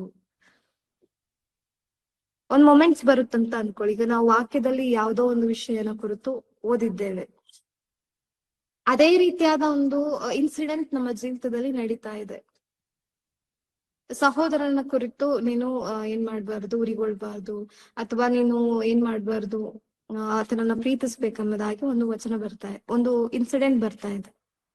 ಆದ್ರೆ ಆತನನ್ನ ಕುರಿತು, ನನ್ನ ನೆರೆಯವರನ್ನ ಕುರಿತು ನಾನೇನಾದ್ರೂ ಆ ಮೊಮೆಂಟ್ ಅಲ್ಲಿ ಕೆಟ್ಟದಾಗಿ ಆಲೋಚಿಸಿದರೆ, ಅಥವಾ ಆತನನ್ನ ಕುರಿತು ಆತನಿಗೆ ಕೆಟ್ಟದಾಗಿ ನಾನು ಏನಾದ್ರೂ ಬಯಸಿದಾಗ ಅಲ್ಲೇ ಬಂದ್ಬಿಡುತ್ತೆ. ಏನ್ ಬರುತ್ತೆ, ನಾವು ಓದಿದ ವಾಕ್ಯಕ್ಕೆ ತದ್ವಿರುದ್ಧವಾಗಿ ನಾವು ಆಲೋಚಿಸ್ತಾ ಇರುವಂತದ್ದು ಅಲ್ಲೇ ಬಂದ್ಬಿಡುತ್ತೆ. ಸೊ ಯಾವಾಗ ನಮ್ಮಲ್ಲಿ ಆ ನಿಷ್ಕ್ರಿಯೆ ಎನ್ನುವಂಥದ್ದು ನಾವು ಮಾಡ್ಕೊಳ್ಬೇಕು. ಈ ರೀತಿಯಾದ ತಪ್ಪಾದ ಆಲೋಚನೆಯನ್ನ ಈ ಅಪವಾದಿ ತಂದು ಹಾಕಿದ್ರು ನಾವೇನ್ ಮಾಡ್ಬೇಕು, ವಾಕ್ಯದ ಮೂಲಕ ಅದನ್ನ ತುಳಿಬೇಕು. ಇಲ್ಲ, ನಾನು ದೇವರ ಮಗನಾಗಿದ್ದೀನಿ, ನಾನು ವಾಕ್ಯಗಳನ್ನ ನಾನು ಅನುಸರಿಸುವ ಆ ಒಂದು ಕ್ರಿಯೆಯಲ್ಲಿ ನಾನಿದ್ದೀನಿ, ನನ್ನಲ್ಲಿ ಏನ್ ಬರ್ಬಾರ್ದು, ಮತ್ತೊಬ್ಬರನ್ನ ಕುರಿತು ನನ್ನಲ್ಲಿ ಪ್ರೀತಿಯೇ ಬರ್ಬೇಕು. ಆ ಒಂದು ವ್ಯಕ್ತಿ ನನ್ನ ಜೀವಿತಕ್ಕೆ ಎಷ್ಟೇ ಕೆಟ್ಟದನ್ನ ಮಾಡಿದ್ರು ಸಹ ನನ್ನ ಒಂದು ಆಲೋಚನೆ ಮೂಲಕ ಆಗಿರ್ಲಿ, ಕ್ರಿಯೆ ಮೂಲಕ ಆಗಿರ್ಲಿ, ಆ ವ್ಯಕ್ತಿಯನ್ನ ಕುರಿತು ನಾನು ಪ್ರೀತಿನೇ ಮಾಡ್ಬೇಕು. ಈ ಒಂದು ನಿರ್ಧಾರ ನಮ್ಮ ಲೈಫಲ್ಲಿ ಬರುವಂತದ್ದಾದರೆ, ನಾವು ವಾಕ್ಯಗಳನ್ನು ಆಚರಣೆಗೆ ತರುವಂತದ್ದಾದರೆ, ಖಂಡಿತವಾಗಿ ಸತ್ಯವೇದದಲ್ಲಿ ದೇವರು ಇಷ್ಟಪಡುವಂತಹ ಒಂದು ಕ್ರಿಯೆಯುಳ್ಳ ಜೀವಿತವನ್ನ ನಾವು ಜೀವಿಸ್ಲಿಕ್ಕೆ ಸಾಧ್ಯವಾಗುತ್ತದೆ. ನಮ್ಮಲ್ಲಿ ಬರುವಂತಹ ಆ ಕೆಟ್ಟದಾದಂತಹ ಎಲ್ಲ ಆಲೋಚನೆಗಳನ್ನ ನಾವು ನಿಷ್ಕ್ರಿಯಗೊಳಿಸಬೇಕು, ವಿಸರ್ಜನೆ ಮಾಡಿಕೊಳ್ಳಬೇಕು, ಅದನ್ನ ಬೇರೆ ಸಮೇತ ನಮ್ಮಿಂದ ಅಪ್ರೂಟ್ ಮಾಡ್ಬೇಕಾಗುತ್ತೆ. ಅವಾಗಲೇ ದೇವರ ವಾಕ್ಯಕ್ಕೆ ನಾವು ಸ್ಟ್ರಾಂಗ್ ಆದಂತ ಫೌಂಡೇಶನ್ ಅನ್ನ ನೀಡ್ಲಿಕ್ಕೆ ಸಾಧ್ಯವಾಗುವಂತ. ಅದೇ ರೀತಿಯಾಗಿ ಮತ್ತೊಂದು ಅದೇ ವಚನವನ್ನ ನಾವು ನೋಡಿದ್ರೆ, ಇದನ್ನು ಓದೋದಕ್ಕೆ ಸಮಯವಿಲ್ಲ ಎಂದರೆ ನಾ ಹಾಗೆ ಹೇಳುವಂತದ್ದು. ಇದು ಮತ್ತಾಯನು ಬರೆದ ಸುವಾರ್ತೆ 7ನೇ ಅಧ್ಯಾಯದ 24ನೇ ವಚನದಲ್ಲಿ ದೇವರು ಏನಂತ ಹೇಳ್ತಾ ಇದ್ರಂದ್ರೆ, ನೀವು ನನ್ನನ್ನ ನಂಬಿ ನನ್ನನ್ನ ಹಿಂಬಾಲಿಸುವುದಾದರೆ, ಅಥವಾ ನನ್ನ ವಾಕ್ಯಗಳನ್ನ ಕೈಗೊಳ್ಳುವುದಾದರೆ, ಒಂದು ಬಂಡೆಯ ಮೇಲೆ ನಿರ್ಮಿತವಾದಂತಹ ಮನೆಯ ಉಪಾಧಿಯಲ್ಲಿ ನೀವು ಇರ್ತೀರಾ.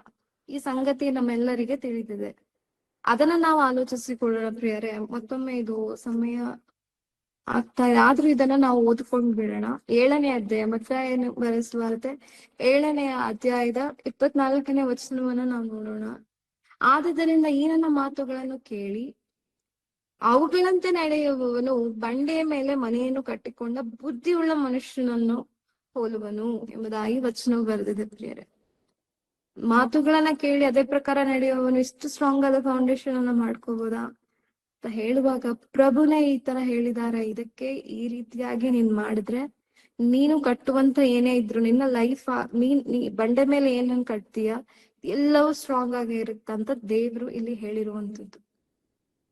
ನೀನು ನನ್ನ ಮಾತನ್ನ ಕೇಳಿ ಅದರ ಪ್ರಕಾರ ನೀನ್ ನಡೆದುಕೊಂಡ್ರೆ ಬಂಡೆಯ ಮೇಲೆ ಹೇಗೆ ಕಟ್ಟಿರುವಂತ ಮನೆಯನ್ನ ಕಟ್ಟಿರೋ ಬುದ್ಧಿ ಉಳ್ಳವನನ್ನ ನೀನು ಹೋಲ್ತೀಯ ಅಂತ ದೇವ್ರು ಬಯಸಿದ ಖಂಡಿತವಾಗಿ ಪ್ರಿಯರೇ, ಆ ಒಂದು ಸ್ಟ್ರಾಂಗ್ ಫೌಂಡೇಶನ್, ಆ ಒಂದು ಸ್ಟ್ರಾಂಗ್ ಆದ ಒಂದು ಬಿಲೀವರ್ ಆಗಿ ನಾವು ಜೀವಿಸ್ಬೇಕಂದ್ರೆ, ಆ ಭಕ್ತರ ಉಪದಲ್ಲಿ ನಾವು ಜೀವಿಸ್ಬೇಕಂದ್ರೆ ಖಂಡಿತವಾಗಿ ದೇವ್ರು ಹೇಳಿರುವಂತ ಈ ಮಾತುಗಳನ್ನ ಅದರ ಪ್ರಕಾರವಾಗಿ ನಡೆದುಕೊಂಡ್ರೆ ಮಾತ್ರ ಇದು ಸಾಧ್ಯವಾಗುವಂತದ್ದು.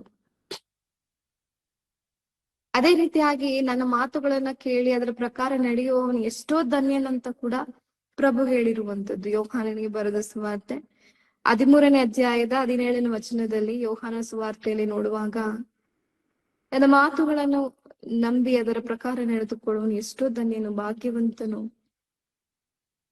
ಅಂದ್ರೆ ಖಂಡಿತವಾಗಿ ನಾವು ಆಶೀರ್ವದಿಸಲ್ಪಟ್ಟವರಾಗಿರ್ತೇವೆ ಎಂಬುದಾಗಿ ವಚನ ಅರ್ಥ ಕೊಡುವಂತದ್ದು. ಆ ಧನ್ಯತೆ ನಮ್ಮ ಜೀವಿತದಲ್ಲಿ ಬರಬೇಕು, ಅಷ್ಟು ಸ್ಟ್ರಾಂಗ್ ಆದ ಫೌಂಡೇಶನ್ ನಮ್ಮ ಜೀವಿತದಲ್ಲಿ ಬರಬೇಕು. ಆ ರೀತಿಯಾದ ಕ್ರಿಯೆಗಳುಳ್ಳ ಒಂದು ಜೀವಿತವನ್ನ ನಾವು ಮಾಡ್ಬೇಕು. ಮತ್ತೊಬ್ಬರನ್ನ ಕುರಿತು ಹಿತವನ್ನೇ ಕುರಿತು ನಾವು ಆಲೋಚಿಸುವ ಜೀವಿತವಾಗಿ ನಾವು ಮಾಡ್ಬೇಕೆಂದ್ರೆ ಖಂಡಿತವಾಗಿ ದೇವ್ರು ಕೊಟ್ಟಿರುವಂತ ಈ ಜ್ಞಾನವನ್ನ ಹೇಗೆ ದೇವರನ್ನ ತಿಳಿಯಪಡಿಸುತ್ತದೋ ಕಾರ್ಯವು ದೇವರನ್ನ ಅನುಸರಣೆ ಮಾಡುವಂತದ್ದಾಗಿ ಇರುವಂತದ್ದಾಗಿದೆ. ನಾವು ಜ್ಞಾನವನ್ನ ಪಡೆದುಕೊಳ್ತಾ ನಾವು ದೇವರನ್ನ ತಿಳಿದುಕೊಳ್ತಾ ಹೋದ್ರೆ ನಾವು ಕ್ರಿಯೆಗಳನ್ನು ಮಾಡುತ್ತಾ ದೇವರನ್ನ ಅನುಸರಿಸುವವರಾಗೆ ಆಗ್ಬಿಡ್ತೀವಿ. ಸೊ ದೇವ್ರು ಇದನ್ನ ಅಪೇಕ್ಷಿಸುವಂತದ್ದಾಗಿದೆ. ಅದೇ ರೀತಿಯಾಗಿ ನಾವು ನೋಡಿಕೊಂಡಂತ ಈ ಪ್ರೀತಿ, ನಂಬಿಕೆ, ಈ ಸತ್ಕಾರ್ಯಗಳು, ಈ ಜ್ಞಾನ, ಇವೆಲ್ಲದಕ್ಕೂ ಕ್ರಿಯೆ ಇರುವಂತದ್ದಾಗಿರುವಂತದ್ದು. ಈ ಕ್ರಿಯೆಗಳಿಲ್ಲದೆ ಯಾವುದು ಸಹ ನಿಲ್ಲುವಂತದ್ದಲ್ಲ, ಅದಕ್ಕೆ ಜೀವವೂ ಇರುವಂತದ್ದಲ್ಲ ಎಂಬುದಾಗಿ ಇಷ್ಟು ತನಕ ನಾವು ಆಲೋಚಿಸಿಕೊಂಡಿದ್ದೇವೆ ಪ್ರಿಯರೇ. ವಚನಗಳ ಮೂಲಕ ದೇವರು ನಿಮ್ಮನ್ನು ನನ್ನನ್ನು ಆಶೀರ್ವದಿಸಲಿ. ಕಣ್ಣುಗಳನ್ನು ಮುಚ್ಚುವುದಾದರೆ ಪ್ರಾರ್ಥಿಸಿಕೊಳ್ಳೋಣ. ಪರಿಶುದ್ಧರು, ಉನ್ನತರು, ಮಹೋನ್ನತನಾದಂತಹ ಪರಲೋಕದಲ್ಲಿರುವ ತಂದೆಯಾದ ದೇವರೇ, ಇಷ್ಟು ತನಕ ತಂದೆ ನಿಮ್ಮ ಅದ್ಭುತವಾದ ಮಾತುಗಳನ್ನ ನಿಮ್ಮ ಮಕ್ಕಳಿಗೆ ಸ್ವಲ್ಪ ಸಮಯವಾಗಿ ತಿಳಿಸ್ಲಿಕ್ಕೆ ಬೇಕಾದಂತಹ ಕೃಪೆಯನ್ನು ಕೊಟ್ಟದಕ್ಕಾಗಿ ನಿಮಗೆ ವಂದನೆಗಳು, ಸ್ತೋತ್ರಗಳು ತಂದೆ. ಇಲ್ಲಿಯ ತನಕ ಅದ್ಭುತ ರೀತಿಯಲ್ಲಿ ನಿಮ್ಮ ಮಾತುಗಳನ್ನ ನಾವು ತಿಳಿದುಕೊಂಡಿದ್ದೇವೆ. ಅದರ ಪ್ರಕಾರ ನಾವು ತಂದೆ ಕ್ರಿಯೆಗಳಿಲ್ಲದೆ ಇದ್ದರೆ ಯಾವುದೇ ರೀತಿಯಾದ ಫಲವೂ ಇರುವುದಿಲ್ಲ, ಯಾವುದೇ ರೀತಿಯಾದ ಜೀವ ಅದರಲ್ಲಿ ಇರುವುದಿಲ್ಲ ಅಂತ ನೀವು ತಿಳಿಸ್ಕೊಟ್ಟಿದ್ದೀರಿ. ಸೊ ಆದುದರಿಂದ ನಿಮ್ಮ ಮಕ್ಕಳಾದ ನಾವು ತಂದೆ ಈ ಒಂದು ನಮ್ಮ ಜೀವಿತದಲ್ಲಿರುವ ಈ ನಂಬಿಕೆಯ ಮೂಲಕ ಆಗಿರಬಹುದು, ಪ್ರೀತಿಯ ಮೂಲಕ ಆಗಿರಬಹುದು, ನಮಗೆ ಕೊಟ್ಟಿರೋ ನಿಮ್ಮ ಜ್ಞಾನದ ಮೂಲಕ ಆಗಿರಬಹುದು, ಅದನ್ನ ನಾವು ಕ್ರಿಯೆ ರೂಪದಲ್ಲಿ ತಂದೆ ನೀವು ಇಷ್ಟಪಡುವ ರೀತಿಯಲ್ಲಿ ಅದನ್ನ ನಾವು ಮಾಡುವವರಾಗಿ, ಮತ್ತು ನಿಮ್ಮ ವಚನಗಳನ್ನ, ನಿಮ್ಮ ಆಜ್ಞೆಗಳನ್ನ ಅದನ್ನ ತಿಳಿದುಕೊಂಡು ಅದನ್ನ ಕೈಕೊಳ್ಳಲಿಕ್ಕೆ ಬೇಕಾದ ಸಕಲ ಪವಿತ್ರಾತ್ಮರ ಸಹಾಯವನ್ನು ನಮ್ಮ ಜೀವಿತಕ್ಕೆ ಕೊಟ್ಟು ನಡೆಸಬೇಕಾಗಿ ಪ್ರಾರ್ಥಿಸ್ತೇನೆ. ಎಲ್ಲವನ್ನೂ ಯೇಸು ಪರಿಶುದ್ಧ ನಾಮದಲ್ಲಿ ಪ್ರಾರ್ಥಿಸಿ ಹೊಂದಿಕೊಳ್ಳುತ್ತೇನೆ ತಂದೆಯೇ, ಆಮೆನ್. ನಮ್ಮ ತಂದೆಯಾದ ದೇವರ ಪ್ರೀತಿಯು, ಯೇಸು ಕ್ರಿಸ್ತರ ಕೃಪೆಯು, ಪವಿತ್ರಾತ್ಮರ ಅನ್ಯೋನ್ಯತೆ, ಐಕ್ಯತೆ ಎಂದಿಗೂ ಎಂದಿಗೂ ಸದಾ ಕಾಲವು ಶಾಶ್ವತವಾಗಿ ನಮ್ಮೆಲ್ಲರ ಸಂಗಡವೂ ಇರಲಿ. ಆಮೆನ್. ಎಲ್ಲರಿಗೆ ವಂದನೆಗಳು ಪ್ರಿಯರೇ.